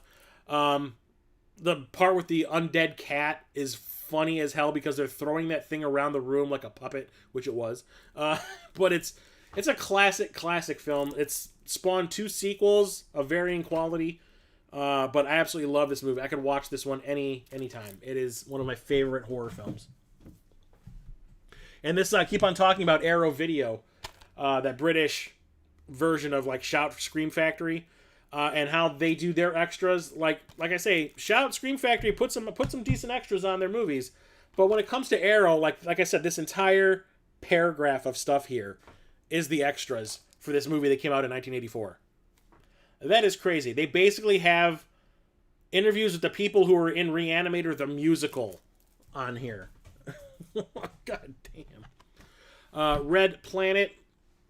This is one of those competing movies. At the same time that this came out, there was another movie called Mission to Mars by Brian De Palma, which I saw in the theater, and I was like, what the F did I just watch? I think that's probably one of the worst movies I've ever seen. So I didn't have really high hopes going into Red Planet because it was from a director who never directed a film before. He was like a music video and a commercial director. Val Kilmer was kind of on the downslide after Island of Dr. Moreau. Like, people didn't want to work with him because of the shit that he did in that movie. But it did have Carrie-Anne Moss in it from The Matrix, because this came out in 2000, I think. So this was like hot off of her being in the original Matrix movie. So I was like, on that note, and the trailer made it look kind of cool. So I was like, okay, let's go see it. A bunch of friends and I went and saw it. And It's good. It could have been a hell of a lot better. It's more like a thriller where a bunch of people go to Mars. I think they're okay. So Earth was trying to terraform Mars and grow algae on the surface to start creating oxygen, and like the oxygen levels out of nowhere just started to drop, and they couldn't figure out why. So they sent like this team to figure out what's going on. They get there. The people, there was like habitats that were put on the planet just in case people needed to go there. They've been destroyed. So basically, the characters crash on Mars because that always happens in these movies. They're living off the oxygen in their suits. All the oxygen that they have left or available to them is in their suits. So they got this time limit thing going on before they suffocate. And they have like this droid that they bring with them, which is like an exploration droid. It looks like a robot dog that they bring with, and it got damaged in the crash, and it goes psycho and it starts hunting them. And then there's like these killer insect things on the planet that have something to do with the oxygen level thing. It could have been a lot better, like I said. It's entertaining. It's really well shot, really well made. You can see Val Kilmer kind of has this I need to be redeemed as an actor thing going on, because he's like really toned himself down a lot, and which is nice because he was kind of coming off as a dick back in the mid-80s or mid-90s. But the thing that I like the most about this movie is the soundtrack. There's a piece of music that plays over the end when Val Kilmer's character has to launch himself out into space when he's got no air left in order to get off the planet. And Carrie-Anne Moss is still on their ship orbiting the planet, and she has to try to like get this pod that he's in before he suffocates to death. The piece of music they play when she goes to rescue him is one of the greatest pieces of music I think I've heard in a movie. It is just like epic. It sounds like to me like it would be classical music, but no, it was actually composed for the film. It is amazing. I listen to that piece of music all the time. It's weird that an awesome piece of music like that like really hits me the way it does comes from like a mediocre style movie. Red, there's a sequel to this too. It's about a bunch of retired assassins trying to like do one last thing together. Bruce Willis, Morgan Freeman, John Malkovich, Helen Mirren. It's funny watching Helen Mirren curse like a sailor. But it's really kind of funny. John Malkovich is absolutely off his rocker in this movie. But it's fun. Bruce Willis is just kind of doing it to do it. But I remember enjoying this a lot, and I found this like still sealed at half price books for like $7 or $8. So I picked it up. And there's a sequel to it. It's okay. Not nearly as good. That one is just a lot of fun. Okay, last stack, people. I'm going to try to blow through this as fast as possible. This might be the shortest one of these streams I've done. I talked about this over the past couple of streams when I talk about Kevin Smith. Red State is probably my favorite Kevin Smith film. Probably because this is the one that came out of nowhere and just rocked me. It just got me. I was like, I did not expect Kevin Smith to be able to do something like this. This is Kevin Smith's first straight up serious movie. I wouldn't say it's like a horror movie. It's not. It's really not. It's like a thriller where there's like this compound of like religious nuts that are. It's kind of like a Waco cult, and they're having like a showdown with the cops.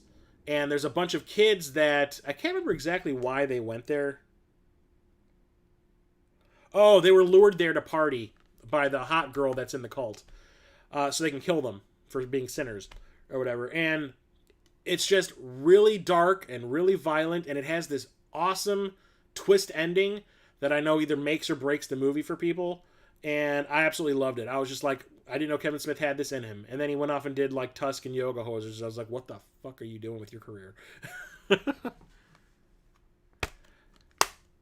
Yeah, they probably thought the music would lift it. I mean, and the scene that piece of music in Red Planet accompanies is a great scene, and the music helps it immensely. It like just ups the drama.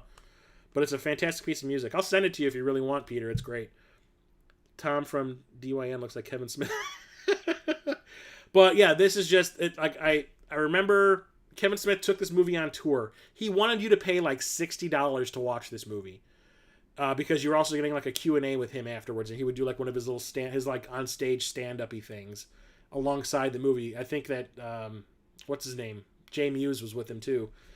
But I'm like, I was a Kevin Smith fan, but I'm not paying $60 to watch a movie that like I heard you were either gonna love it or hate it, and I was gonna waste that kind of money on it. I know a friend of mine I think went to see it at in Rosemont, but I wasn't willing to.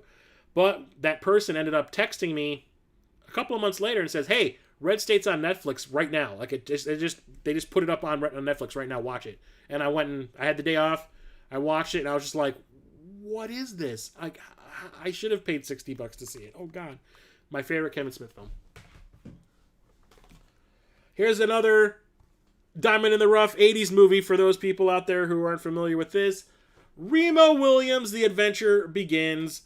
Okay, so there is a comic book series out there called The Destroyer. It's basically about this guy who, I don't know if in the books he was a cop. In the movie, he's a policeman. He gets killed on the job, but wakes up, and he's like being trained to be like an assassin. They gave him plastic surgery to change his face so people wouldn't recognize him from his former life. They trained him to be like this super assassin, and he goes off and does like these missions for the government. And it is a cheesy freaking 80s movie. I absolutely love it. Fred Ward is the lead in the movie. He plays Remo Williams, and he is charismatic as hell and super fun to watch. Kate Mulgrew, Captain Janeway from Voyager, is in here. It was one of the first times I think I'd ever seen her in a movie. Joel Grey, Jennifer Grey's dad, plays Chun, this old Korean guy who's training Remo Williams in the martial arts he's going to need to do his job. It is super... Yeah, she's kind of like the love interest in the movie, but she's like... I remember back in the day, I was just like, you know what? That lady, she's got something. She's kind of hot. It's really funny. When there's action, it's pretty good. But like the thing about the movie is it's just really, really funny, and the relationship between Remo and Chun, the guy who's training him, is like this father-son thing. Like they also have like a love-hate thing too, which is really entertaining to watch. But like when it comes to the comedy, it's like the shit that comes out of Chun's mouth, because he like gives no F's about anything. So the whole part of Remo's training is that he's not allowed to eat anything that's considered unhealthy. He basically is allowed to eat a little bit of fish, mostly rice, and I think like some vegetables or stuff. So whenever he gets sent out to go grocery shopping, he always tries to sneak back in junk food from like that he used to like before he died. So like he keeps on trying to sneak these canned foods in, and Chun always ends up finding them. So Chun picks up one of these cans and he looks at the ingredients and he goes, mana, and Remo goes, monosodium glutamate. You can't even see it. And he goes, I can't see rat droppings either. Doesn't mean I want to eat them. And he like throws the can in the garbage. Just shit like that cracks me up. There's this really awesome action scene that takes place on the Statue of Liberty. Like they legit filmed at the Statue of Liberty when it was being renovated or whatever. When they had the big stanchions all over covering it. When they're trying to fix it up. They took advantage of that and filmed there. And it is a great little action scene. I highly recommend picking it up if you can. Checking it out, streaming, whatever. She's great. She's great in that movie. She has a lot of really funny lines, too. Here's one of the few musicals I own. If maybe the only one I own. Legit musical. And that is Repo, the Genetic Opera. This is from the people who made... Or, well, the guy who directed this, Darren Lynn Bousman, directed Saw 2, 3, 4. 2, 3, and 4. And I think he's directing the brand new one. The one that's called... Spiral. With Chris Rock in it. He directed that one too. Basically, he wanted to stop making the Saw movies after he did 3, but he wanted to make this movie after he made Saw 3. It's based on a stage play that a friend of his did. And it's like a cyberpunk horror musical. It was being played like at these local bars and clubs and stuff like that. They were doing like, I guess, a random grouping of scenes at like these clubs and bars just to get feedback on the songs and stuff. But Bousman really wanted to make it into a film.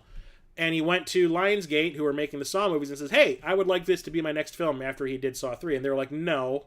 We want you to direct another Saw film. So he goes, look, I'll do Saw 4 for you. In exchange for doing Saw 4, you are going to produce this movie. And they said, okay, fine. We'll give you like $1.5 million to make it. The only thing was, he had more of a budget for Saw 4. He ended up making all these sets they did not need just so they could use them in this movie. The opening scene of Saw 4 takes place in a mausoleum. Why it takes place in a mausoleum, no one knows.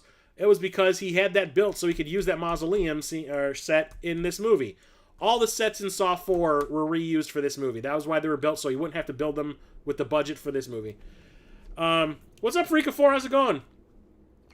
This was going on a like a road tour to different cities because it didn't get a theatrical release, like a wide theatrical release at all. Basically, Bowsman was taking this from city to city and doing like these like individual showings.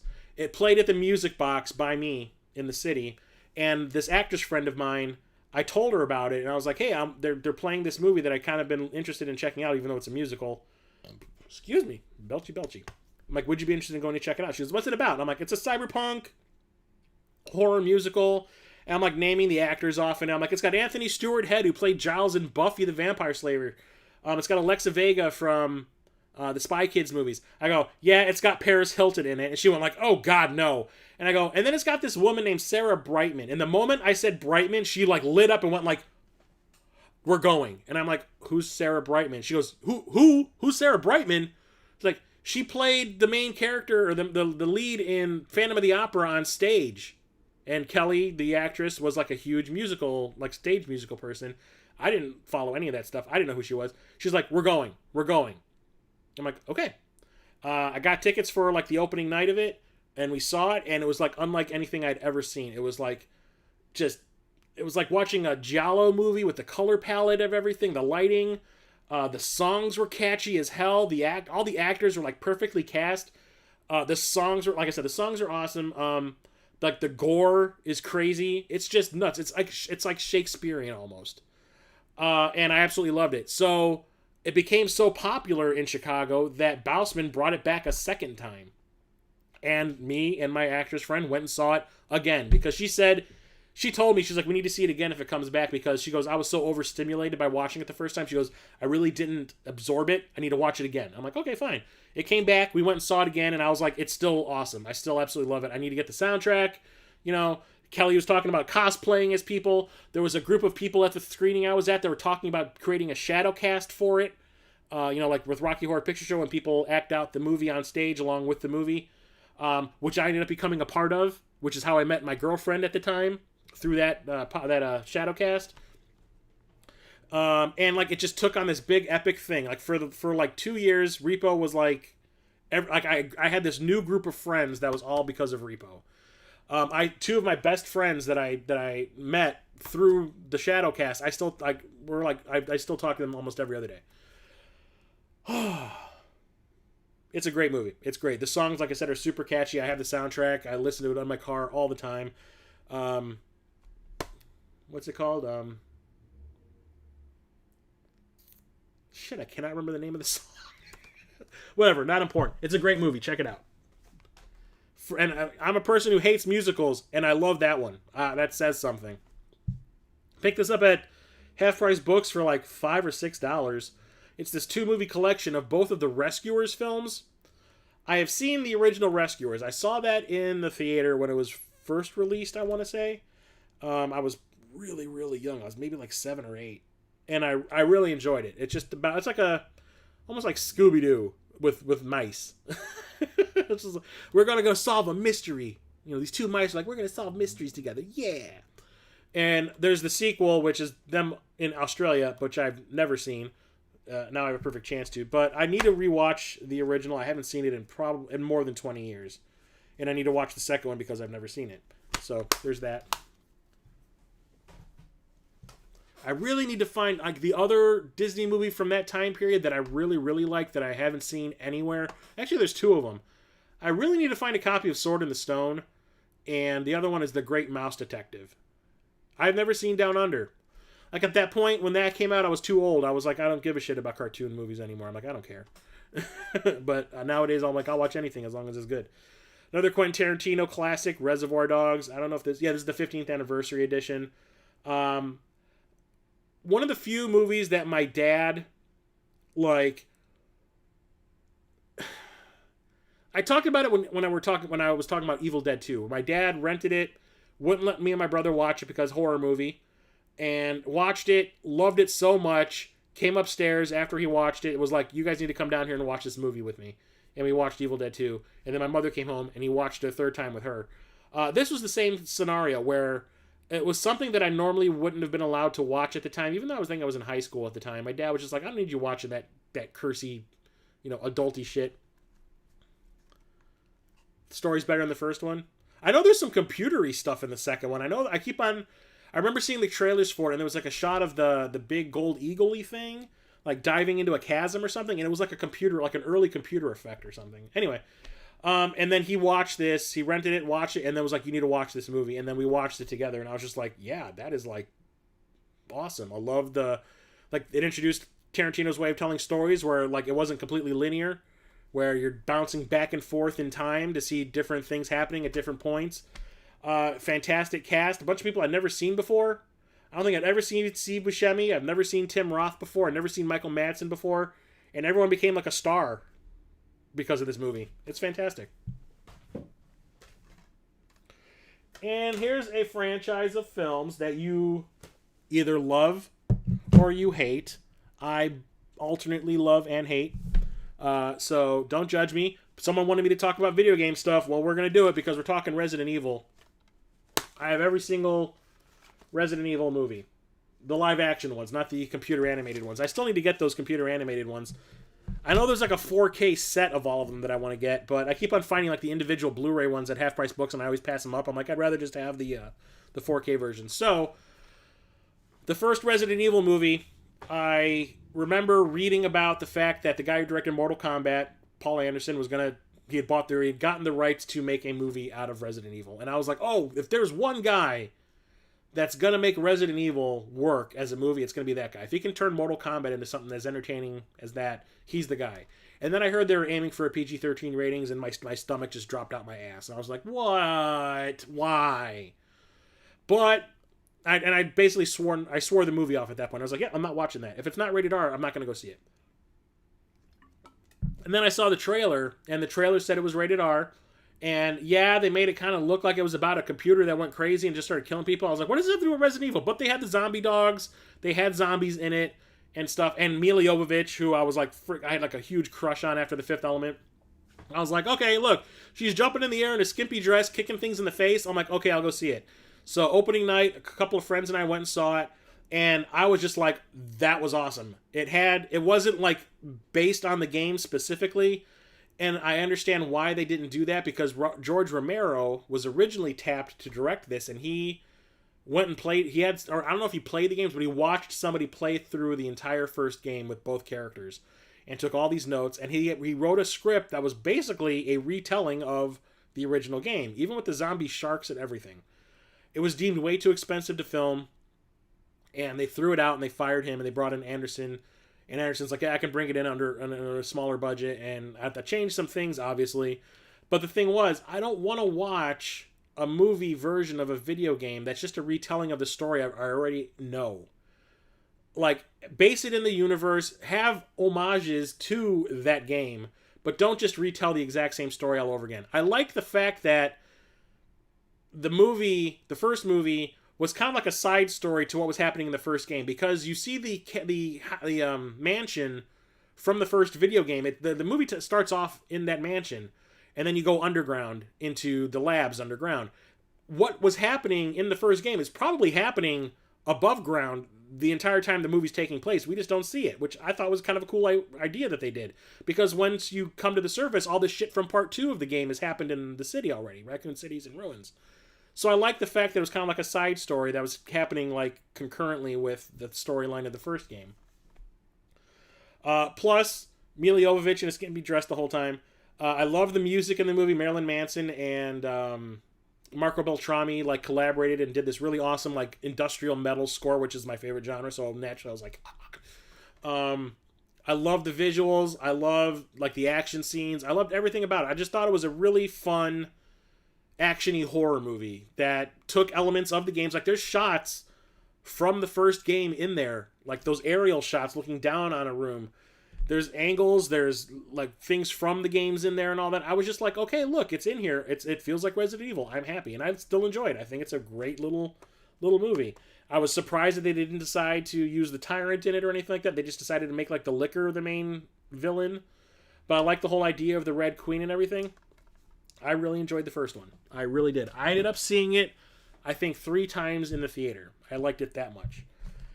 And then we have Apocalypse, which is the one I was like, I could not wait to see after the cliffhanger that the original movie ended on. I was like, okay, now we're going to get Resident Evil 2, the movie, and it is going to be epic and awesome because Resident Evil 2 is still my favorite Resident Evil game. I was expecting to see, like, still an original storyline, but, like, within the shit that was happening in the second game. I could not wait. And then they released that trailer, which was like that Regenerate trailer, which was like that fake product commercial from Umbrella.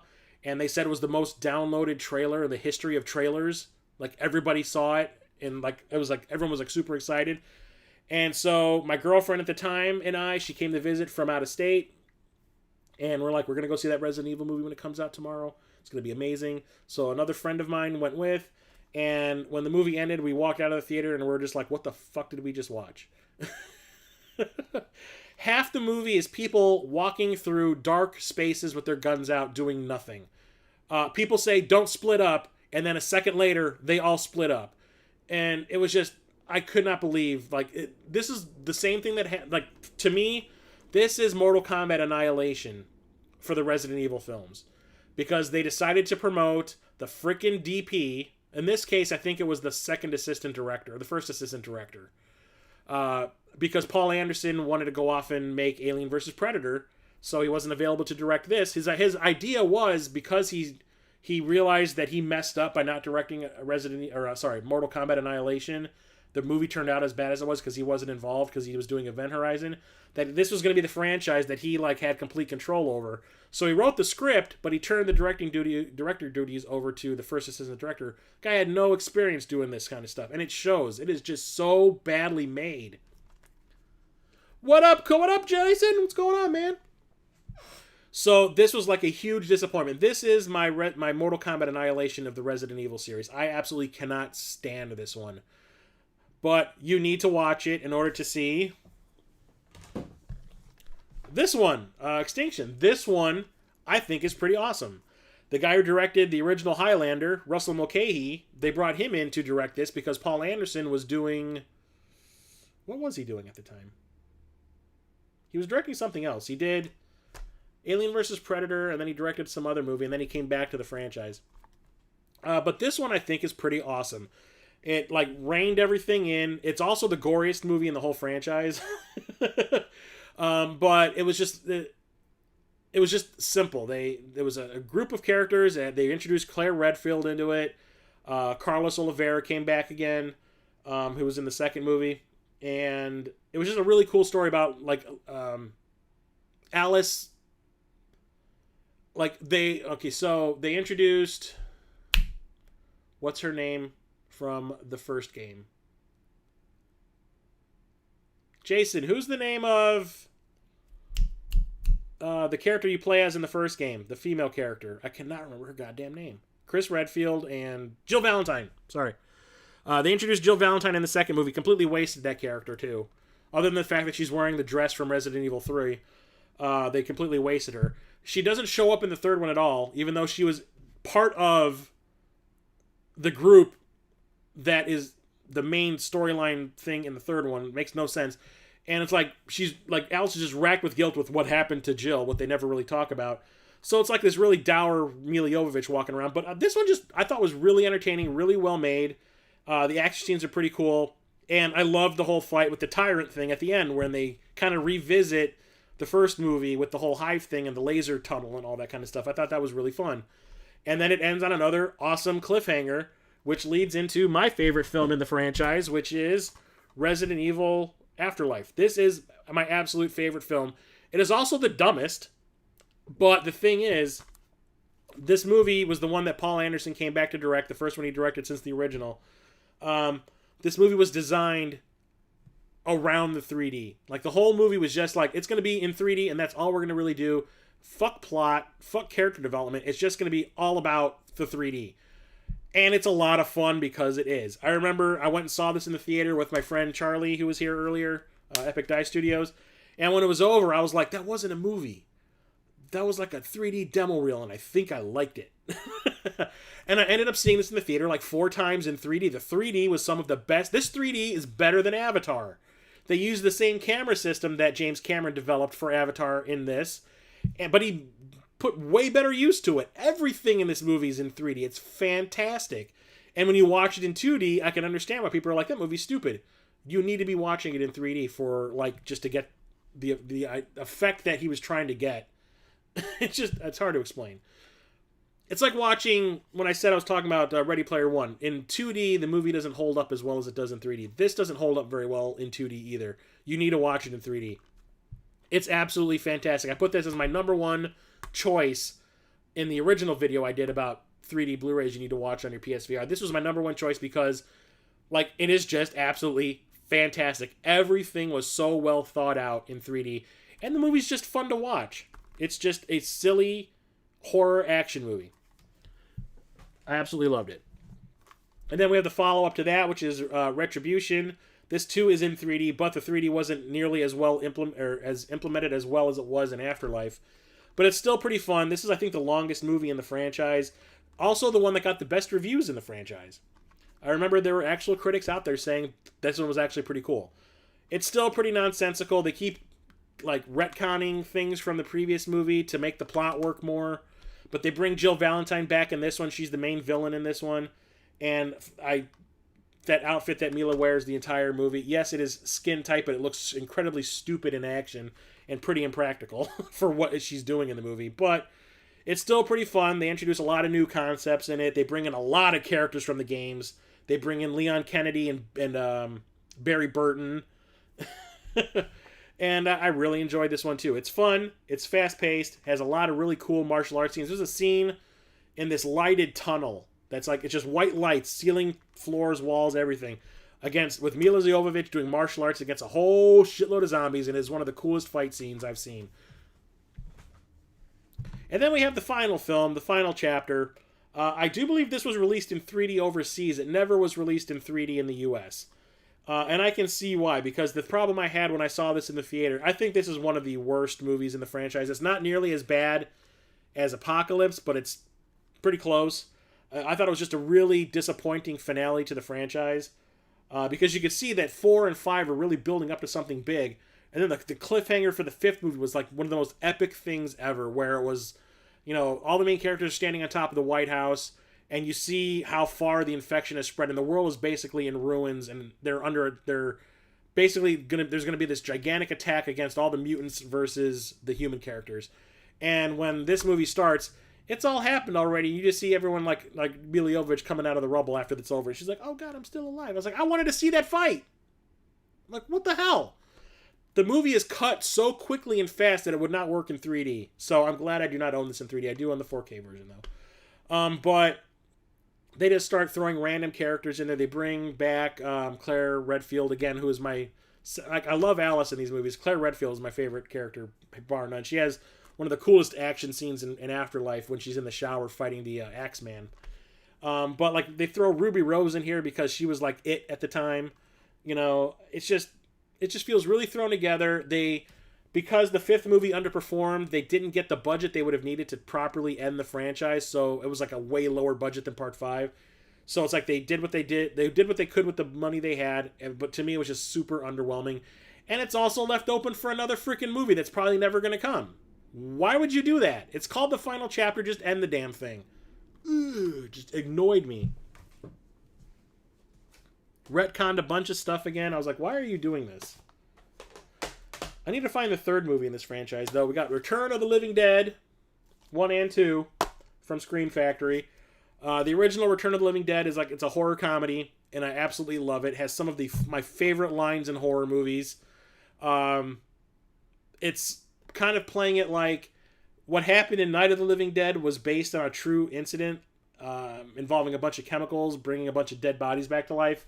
And this medical supply company gets a shipment, or has a shipment of that chemical in their basement, with actually zombies like trapped inside the drums.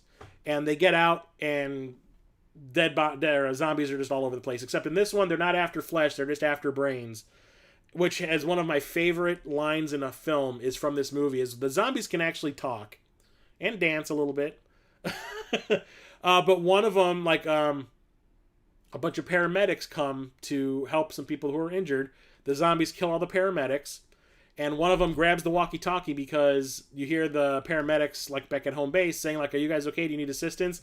And one of the zombies grabs the walkie-talkie and goes, "Send more paramedics." Just the way he says it cracks me up. I absolutely love this movie. It's one of my favorites. And then there's part 2, which is more comedy than horror, but it's not nearly as good. It's kind of like shitty direction, I guess.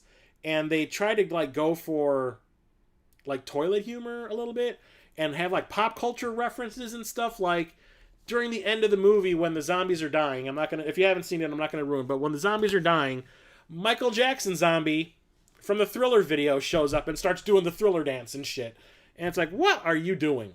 What? The third movie went to being a straight up serious gore fest horror film, which is pretty fantastic. I need to get a copy of that. Yeah, that'd be good, dude. Do not watch Return of the Living Dead 4 and 5. They were made for Sci-Fi Channel. They are absolute shit. Do not do it. Revenge of the Nerds. This was one of my favorite movies when I was a kid, but I watch it now and I cringe because there is some questionable stuff that happens in this movie that back in the 80s, I think they should have been a little bit more sensitive toward. If you've seen the movie, you know what I'm talking about. I'm not going to bring it up because I don't want to talk about it, but it's like I watch it now and it's just like, why did you think that was a good idea? And it kind of ruins the movie in my eyes a little bit. But but it's still pretty funny. There's a lot of great lines in it. I still like the "what the fuck's a frush." And I was talking about all those other ninja movies and some of the other streams where you had this Canon Films ninja trilogy. You had Enter the Ninja, which is the first movie. The third movie was Ninja 3: The Domination, and the second movie is Revenge of the Ninja. This I used to watch all the time. So I always say that my parents never let me watch horror movies as a kid, right? But action, super ultra-violent R-rated action movies were okay. This was one of those movies that my parents should probably never let me watch. The amount of, like, violence in this movie, like, scarred me a little bit. Excuse me. But I thought it was awesome, and I watched it all the time. It is, I think, the first ninja movie I actually saw. Because of this, I ended up renting Enter the Ninja, and I was like, that movie's boring as shit. But this is where it's at. Ninja 3 is probably my favorite one, though, because it's just so off-the-wall bizarre. But, yeah. Japanese guy played by Sho Kosugi. He owns an art gallery, like, with Japanese art in it. He has, like, a guy who brings him the stuff to sell, who is smuggling cocaine in these, like, little Japanese dolls that he sells in the store. And when he goes to confront him about it, turns out his buddy is, like, Great White Evil Ninja Guy. And they have it out. It's really cheesy and silly, but it's kind of awesome at the same time. I absolutely love it. It's a classic. Got a lot of play in my house when I was a kid. We have the Riddick collection, which has Pitch Black and the Chronicles of Riddick. And I do believe this also has, Dark Fury, which is the animated in-between cartoon movie that takes place between what happened in Pitch Black and Chronicles of Riddick. How they got to where Chronicles of Riddick picks up. Or where it picks up, how they got to that point after Pitch Black. I love Pitch Black. Saw it in the theater. First time I saw Vin Diesel in anything. I remember people made a big deal about him being in Saving Private Ryan, but he never really left an impact with me. So when I saw him in this, I was like, I know I've seen that guy somewhere, but whatever. Riddick is like my favorite character he ever played. A lot of people like him playing Don Toretto in the Fast and the Furious movies. Riddick is my character when it comes to the Vin Diesel. But the first movie is a straight up horror, science fiction horror movie. It's kind of like Aliens, where a bunch of people who are on their way to a colony in hibernation, along with a prisoner who was on his way to prison, they crash on this planet that I think it's on a day and night cycle that lasts for like months at a time. And there's these creatures that only come out at night, and they get there just as the night cycle is about to begin, and they need to figure out a way to survive on this planet, and they're all going to die. And Riddick had his eyes. He's a serial killer. He's had his eyes changed so he can actually see in the dark, and that was how he was able to stalk like his prey when he was doing the serial killer thing. So he ends up being like a very detrimental person into their survival. It's a really, really good movie, really well made, scary at times and everything. And then you have Chronicles of Riddick, which kind of changed the genre, where the first movie was a science fiction horror movie. Now it's an epic science fiction movie like Star Wars. and they create this whole backstory for Riddick's character, and he's like part of this ancient race and stuff, and it's like there's these evil guys that are going through the galaxy converting people to their religious cause and shit, and it's just like, where did this come from? But you know what? I kind of like it. Come with me if you want to live. I really liked the genre switch. I thought it kept the series fresh and relevant. A lot of people didn't, though, because Chronicles of Riddick severely bombed at the theater, and it was a huge budget movie. Like, Universal was like really banking on Riddick becoming like this huge franchise for them, and it did not happen. Could have also been that the director David Twohy was forced to cut out like 45 minutes out of the movie to keep the runtime down, and that's where all of the plot and the character development, and all the things that would have filled out the rest of the movie were. And I think this has the director's cut of both movies, actually. Yes, it does. Yep, not rated.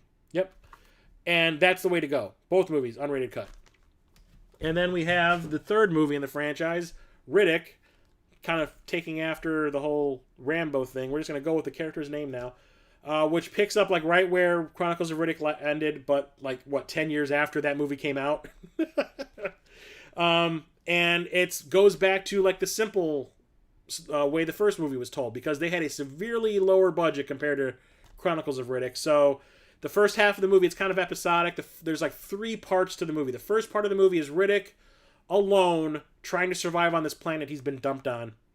And it's really interesting. And you get to see Riddick, like, trying to master the environment, and he befriends this like coyote hyena dog thing that's really kind of charming. And, it's really cool. I love that part. There's barely any talking in that section of the movie also. And then you have this thing about these mercenaries finding out that Riddick's there and coming to kill him, and how he ends up taking them out. And then the third part of the movie turns back into Pitch Black, where there's creatures out there that are trying to kill us out on the planet. Oh shit, what are we going to do? Riddick will take care of them. And it's just weird how episodic it is, but you could tell they were trying to set up the franchise again the way they were trying to do with Chronicles of Riddick. They were like, here's the things we need to do to make the character be able to move to part 4. These things are going to have an impact on him from here on out. We need these things to happen. It's all going to happen in one movie instead of 3.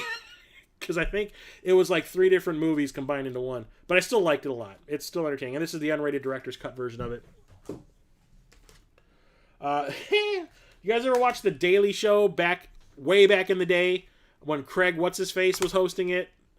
There was like a scene that they would show when he would go to one of his comedy segments where you would see this guy getting his head smashed between some guy's hands. That came from this movie called Ricky O, the story of Ricky. I do believe it's Chinese? Yeah, it's a Chinese movie based off of a comic book about this guy who just has unbelievable strength for like no reason at all, who accidentally kills somebody and gets put in prison, and it's all about him in prison, constantly under attack, and killing people in horrifically gory ways that make no sense logically, but is actually pretty entertaining and funny. So like one guy he's fighting in the common area outside of the prison, Ricky smacks the guy in the back of his head and his eyeball pops out, and then Ricky like cuts the guy's stomach open like around his belly button. So what does the guy do instead of dying? He reaches inside, pulls his intestines out, and tries to choke Ricky with his own intestines. What? It is like off the wall bizarre, but it's actually like really funny and entertaining. And it's just strange. A friend of mine showed me this back in the day because he wanted to find out what that clip was from The Daily Show. And when he found out it was from this movie, he went and found a copy of it online somewhere and showed it to me, and I was just like, I need to own that. I need that movie in my life. And yeah, I found this at Half Price Books. We have the remake of The Ring. I had seen the original Japanese version of The Ring like maybe a month before this came out, and I thought it was absolutely fantastic. I was like, oh, that is a unique horror movie, a unique concept. I loved the twist ending, the big thing that happens at the end, which was way more graphic in the Japanese version. But then when I heard that this remake was coming out and it was going to be PG-13, I was like, how is that going to work? But then I was thinking, was there really anything super gory in the Japanese version? And I was like, no. PG-13 kind of makes sense then. And then I went and saw it, and then it turned out this movie was way scarier than the Japanese one. They enhanced it in every way possible. I mean, don't get me wrong, the Japanese version is awesome. I actually think the American version is one of the few times that the American remake of a foreign film is a lot better. They just upped it. The acting is way better. They fleshed out the story a little bit more. The video that you watch to make you want to die, or that forces you to die later on, 7 days later, the visuals are creepier in the American version. The effect of Sadako in the Japanese one, I think Samara in the American one, the effect of her moving around is creepier in the American one. Just everything about it was just way better. And the friend that I went and saw this with didn't want to see it because I'd seen the Japanese one with him like a month earlier, and he was like, no, Ebert gave it a terrible review. I'm like, fuck Ebert, what does he know?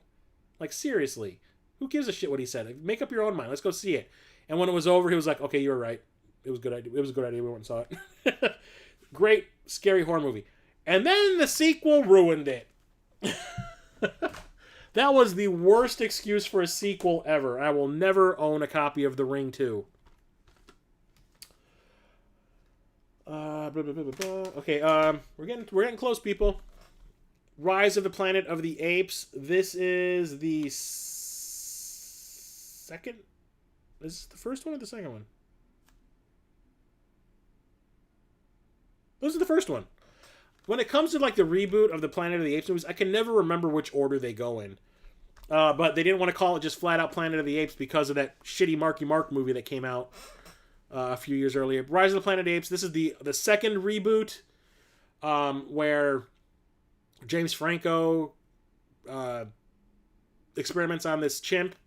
Was it Caesar? Makes him intelligent, and then he turns all the other apes that he is in the enclosure that he was in when he gets captured by Draco Malfoy. Yeah, it's the start of the whole smart ape thing versus the plague that wipes out humanity, which comes from the same thing. Yeah, it's surprised the hell out of me. I went and saw this with my girlfriend at the time. We really, really liked it. I had no expectations for it. And I was just like, James Franco, every time I see that guy in like a genre movie, he looks completely disinterested in what he's doing. He's just kind of like, I'm here for a paycheck. Just put me in front of that camera and I will say something. But he actually looked like he was trying here, and I didn't think he would be able to pull it off, but he's actually a pretty decent actor when he wants to be. But I really like this one, and then the big thing at the end was when they introduced the plague that ends up wiping out most of humanity. It's the guy that played what was his character's name? Rodney on Stargate Atlantis that kills humanity. Another awesome franchise. Well, sort of awesome franchise, I guess. We got the RoboCops. I need to upgrade this copy of RoboCop. This is the uncut version of RoboCop, the only version you need to watch. There's actually an Arrow release of this that I need to get that has tons and tons and tons of extras on it. This has absolutely zero extras except for the movie. I saw this in the drive-in when I was a kid. Like I said, not allowed to watch horror movies. But movies where people are getting holes blown in the size of your fist, we're okay. So yeah, my mom took me to see RoboCop in the drive-in, and that was perfectly fine. Saw Predator in the theater. I watched people get skinned, but watching Jason Voorhees hit someone in the head with an axe, that was a no-no. But yeah, RoboCop is awesome. Still one of my favorite films of all time. Has a lot to say, and the unrated version is fantastic. The practical effects in this movie are absolutely amazing. One of the biggest things in here from the unrated that makes it unrated is they had to cut the scene where Peter Weller gets shot in the head when he originally dies as Murphy. In the theatrical cut, you just see him get shot. You see the camera's facing the back of Murphy's head, and you see him get shot, and he falls over. In the unrated cut, the camera starts in front of him, and it's like a fake person, and it looks super realistic. And he's like moaning and he's screaming because you see his whole arm get blown off in the theatrical version. You don't see that. He gets his hand blown off. He's standing up, holding like his wrist, and his wrist is shooting blood. And then he gets shot, and all of a sudden his entire arm's gone. Where did the rest of it go? They actually show it fly off in the uncut version. But that shot of the camera spinning around the Murphy, starting off at his face and then going around to the back of his head, and then he gets shot in the head, like they said it was morbid, and they had to cut it out because they didn't want you to see his face before he got killed. Also, Ed 209 shooting that guy at the beginning of the movie in the office is like a good 30 seconds longer because even though the guy gets shot like 500 times while he's standing there. Once he falls onto that table behind him, it continues to shoot him, and he's just exploding. They cut all that stuff out. That was meant to be funny. But fantastic movie. Absolutely love it. And then you have RoboCop 2, which came out a couple of years later. And yeah, they were able to get Peter Weller to come back and Nancy Allen. Nancy Allen is barely in the movie. The storyline is just a mess. It's a bunch of random episodic crap, and it's because nobody could agree what this movie was supposed to be about. There was just nothing but fighting between the writers and the director and the studio, and everybody wanted this to be something different. Some people wanted it to be more comic booky. Some people wanted it to be dead serious. Some people wanted it to be a funny comedy. And it's just like all these things just combined to make a mess. And they could not agree on one storyline. And it's just like I said, it's super episodic. And it's just stupid. The best thing about the movie is the big fight between RoboCop and RoboCop 2 at the very end. And that's, for me, that's it. I ended up buying a copy of this movie so we could watch it for the podcast. Because It's Rocket Sauce wanted to watch this. And I was like, it's not streaming anywhere. I'm like, I'll just buy it because Scream Factory released this really awesome special edition of it. And there's a lot of documentaries about the troubles in production, which is really interesting. It's more interesting than the movie. And then we have RoboCop 3, which... I basically bought this at the same time I bought RoboCop 2. Another Scream Factory release, but the extras on here are better than the movie. So, this was supposed to be shot back-to-back with Part 2, but they couldn't convince Peter Weller to do 2 movies, so they decided to, wait 6 months in between, and then come back. Peter Weller didn't want to do it, so they hired this new guy to do it. And then the studio was like, we want to make it PG-13 because the second movie, while it made a lot of money, we think it could make even more money if we made it for kids, because that's the main audience. So they dumbed it down, they cut out all the violence, all the cursing, and it's basically like this watered-down RoboCop movie. The guy who plays RoboCop in the movie is not very good, Robert John Burke. He's wearing... The funny thing is, you can tell how uncomfortable he is in that suit because he's a good 8 inches taller than Peter Weller, and he's wearing Peter Weller's old suit. So it's like you could tell it's hurting him because he looks strained while he's talking. Oh my god, it's Rocket Sauce! I was just talking about you watching Part 2 with us in the podcast. Yeah, the movie's bad. It's just really bad, hokey, badly written. The thing that makes me the most pissed off about this is the guy who directed this and wrote The Monster Squad and Night of the Creeps, 2 of my favorite films from the 80s. And it's like, where did all that talent to go? Where is that in this movie? It's not here. And he didn't work in Hollywood for a long time after that. Ended up working on Enterprise, Star Trek Enterprise. He had a jetpack, though, yeah. That thumbs up. Yeah, he had a jet. Yeah, that was. You could tell they were trying to put all this stuff in that movie to sell toys. It became more about that than anything else because they're like, yeah, we're going to give him a jetpack so you can have a regular RoboCop toy. You can have jetpack RoboCop. You can also have RoboCop with the exchangeable gun hand thing. Yeah, terrible. The Rock, arguably probably Michael Bay's best movie he ever made. Nicolas Cage, Sean Connery, and Ed Harris. This is also the movie that started to ruin it for action heroes like Arnold Schwarzenegger and Stallone because you've got Nicolas Cage, of all freaking people, doing exactly the same kind of stuff that Schwarzenegger and Stallone and Seagal and all those guys were doing. And then Hollywood was like, the hell with those guys. Let's just have everyone else, like the regular actors, do all their action-y stuff instead. Yeah. But it's a fantastic movie. It's great. It has a great score by Hans Zimmer. Great action scenes. Nicolas Cage is not annoying.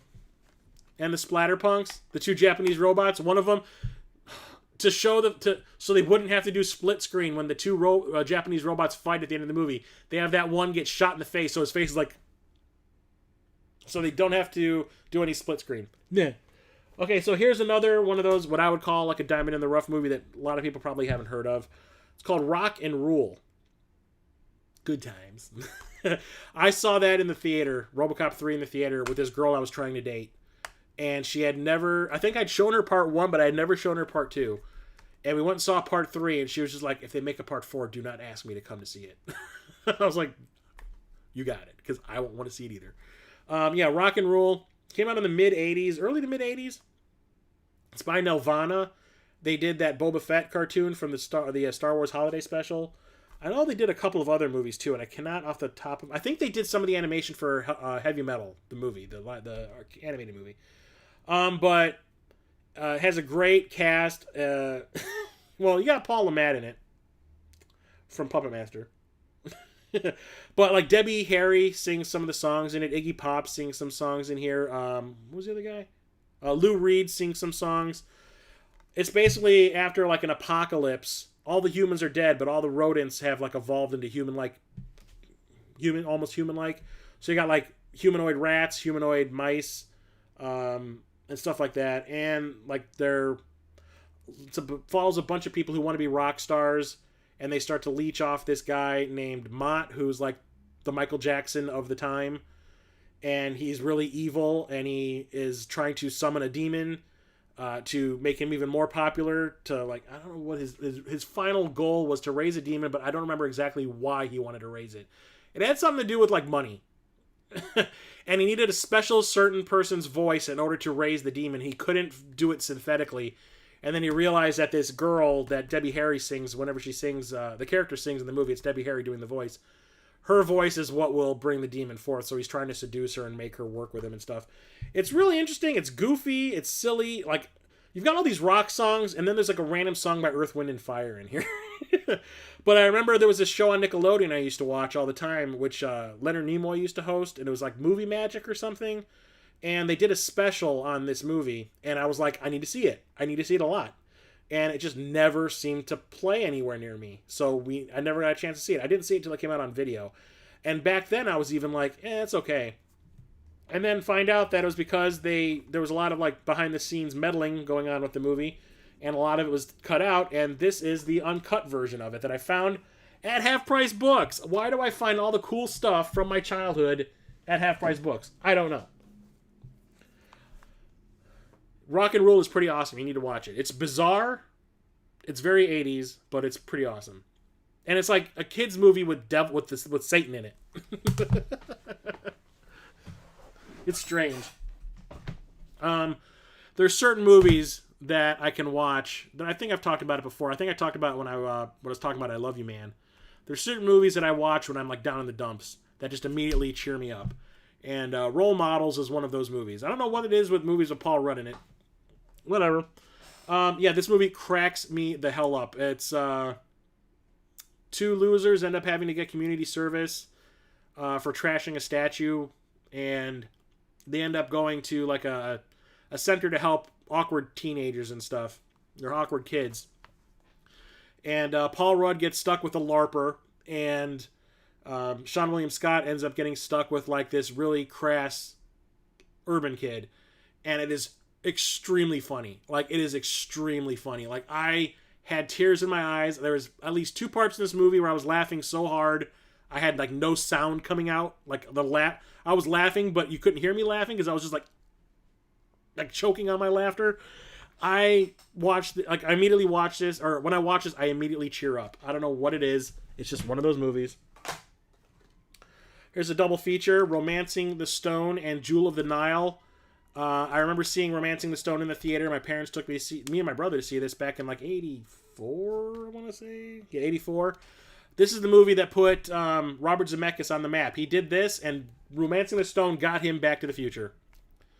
I absolutely love it. It's a really fun, like, romantic adventure action movie, which was a little too adult even for a PG movie for me. Because when that guy gets his freaking hand bit off by that crocodile, that was one of the most graphic things I think I had ever seen at that point in my life. And my parents took me to see this movie in the theater. When I saw Raiders of the Lost Ark in the theater, when everyone's heads started blowing up and melting, my dad threw his coat over my head so I wouldn't have to watch it. But I got to watch this guy get his hand brutally ripped off and eaten by an alligator. And I remember I went like, woo!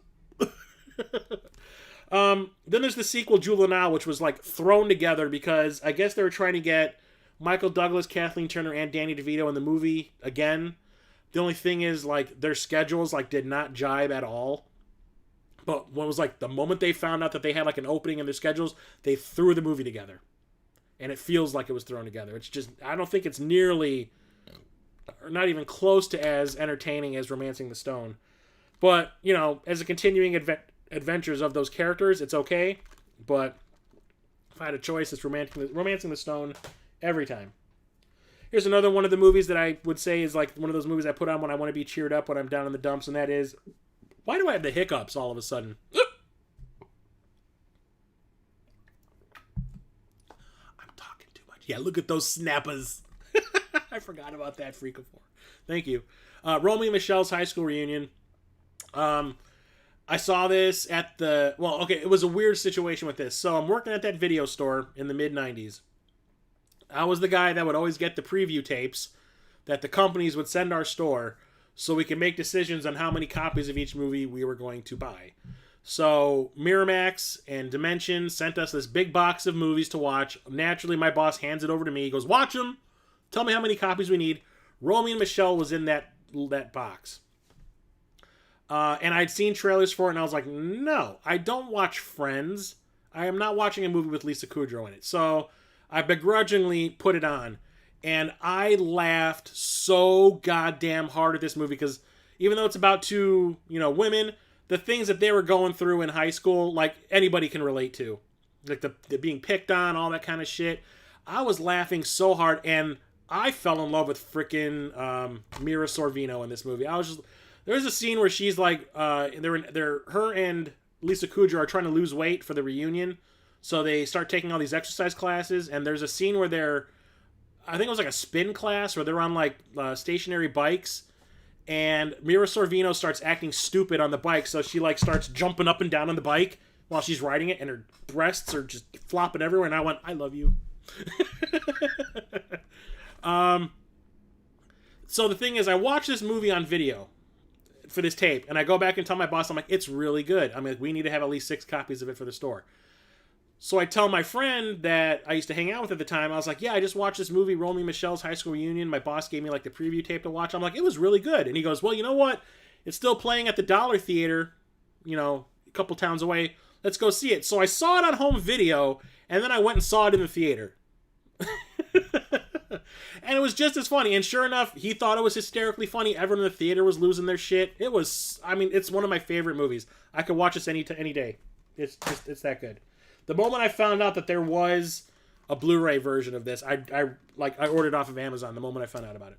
This just showed up last week. I ordered this a while ago, and it finally showed up from overseas.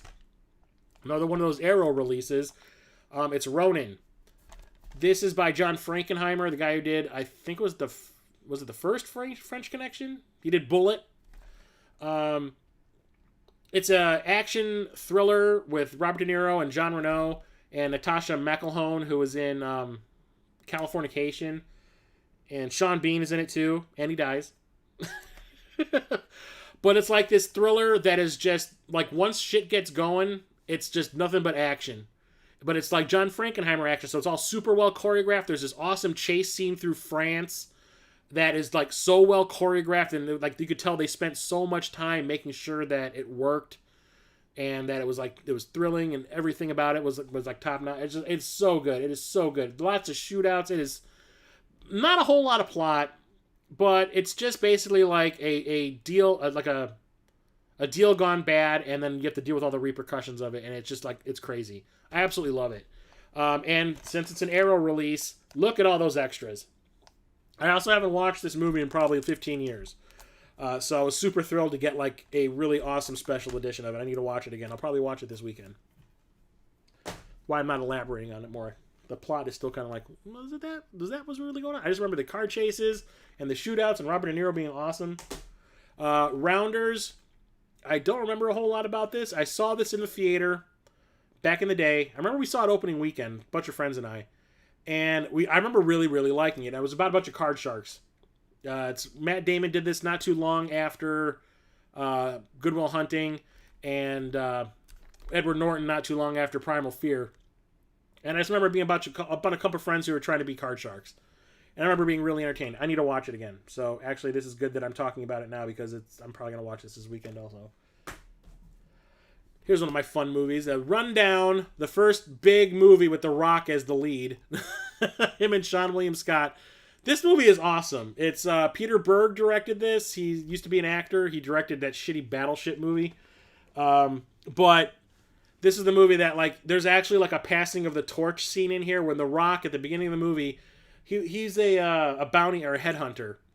People hire him to go find people who have gone missing intentionally.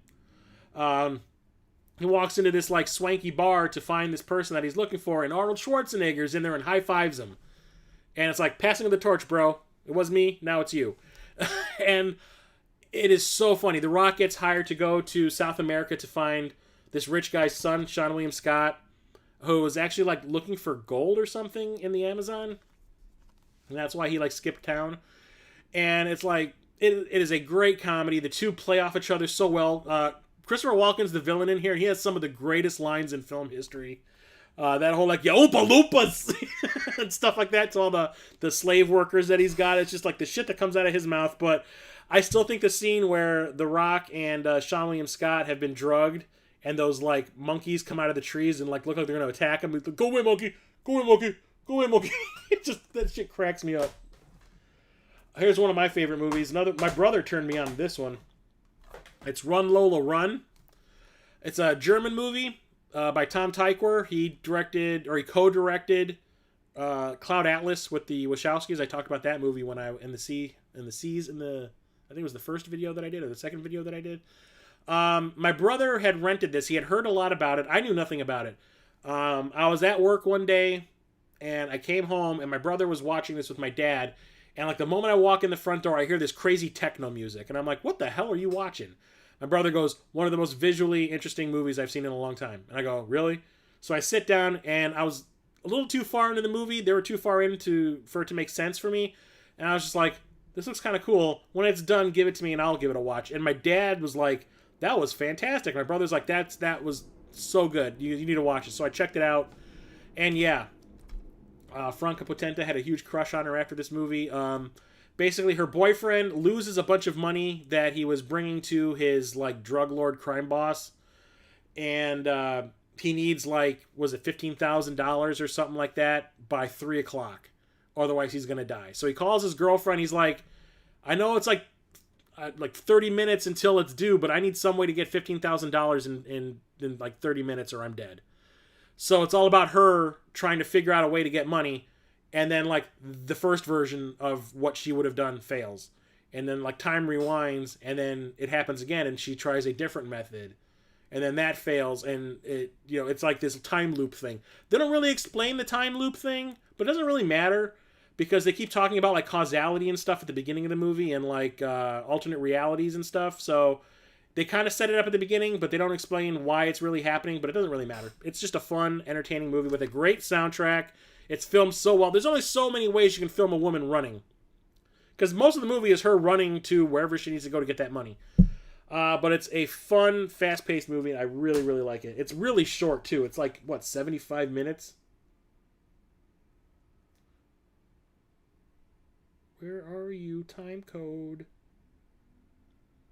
Talk to me. Tell me something. I think it's like 75 minutes long. But it's fantastic. There's one of my favorite Arnold movies, The Running Man. This was directed by one of the guys who starred in The Dukes of Hazzard. The brunette guy. I saw this in the theater back in the day.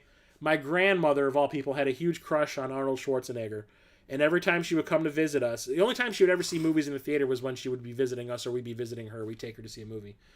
So my grandmother came to visit. My grandmother asked, hey, is there any Arnold movie out there playing right now? And they're like, yeah, there's this Arnold movie, The Running Man. It's playing at the Dollar Theater. You want to go? She's like, oh, yeah.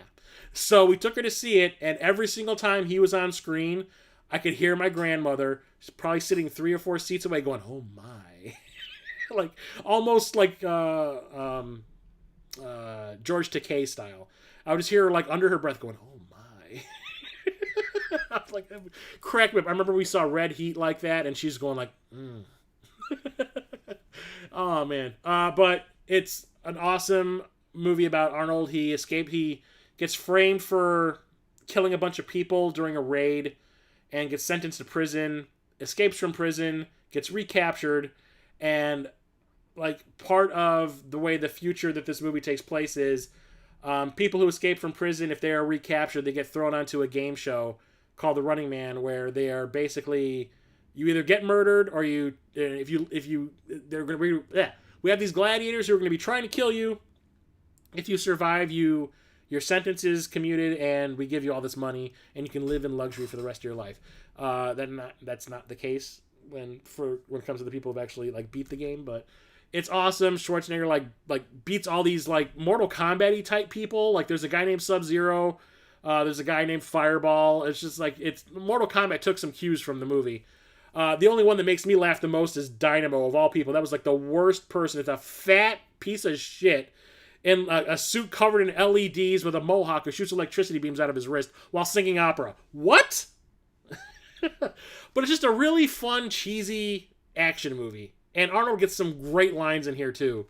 Like, when he kills Sub-Zero, he knows that since it's being broadcast as a television show, he knows that there's cameras watching. Goes, hey, here's Sub-Zero, now Plane Zero. Like, Plane Zero. Yeah. And the last movie I need to talk about tonight.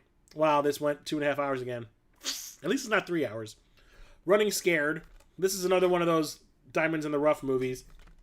So, I was a big fan of this movie called The Cooler. It was directed by Wayne Kramer, and it was kind of like a crime thriller comedy drama with William H. Macy in it. It was fantastic, and I was really looking forward to seeing what Wayne Kramer would do next, and this was the next movie he made. It's another crime movie. With Paul Walker in it. Vera Farmiga. It's the first movie I ever saw Vera Farmiga in, and I was like, after that, I was like, I'm seeing every movie she's in. Basically, Paul Walker works for these gangsters, and he basically is the person who hides guns that have been used to kill people for these mafia people. So he's given a new gun, hides it in his house. His next door neighbor is like a Russian gangster, or wannabe Russian gangster, who abuses his wife and his kid. His kid wants to kill him, so the kid knows that Paul Walker hides these mafia guns, steals one of them, uses it to shoot his dad, and then goes on the run. And it's basically, Paul Walker needs to get that gun back before not only the cops find it, because then it'll implicate his mafia people in murders, and that'll get back to him, and then his family's dead. And also because he actually likes that kid that lives next door. He knows that some fucked up shit was going on. It's just this whole like weird scenario that turns into the cool thing about it is it turns into a Grimm's fairy tale, like Alice in Wonderland almost.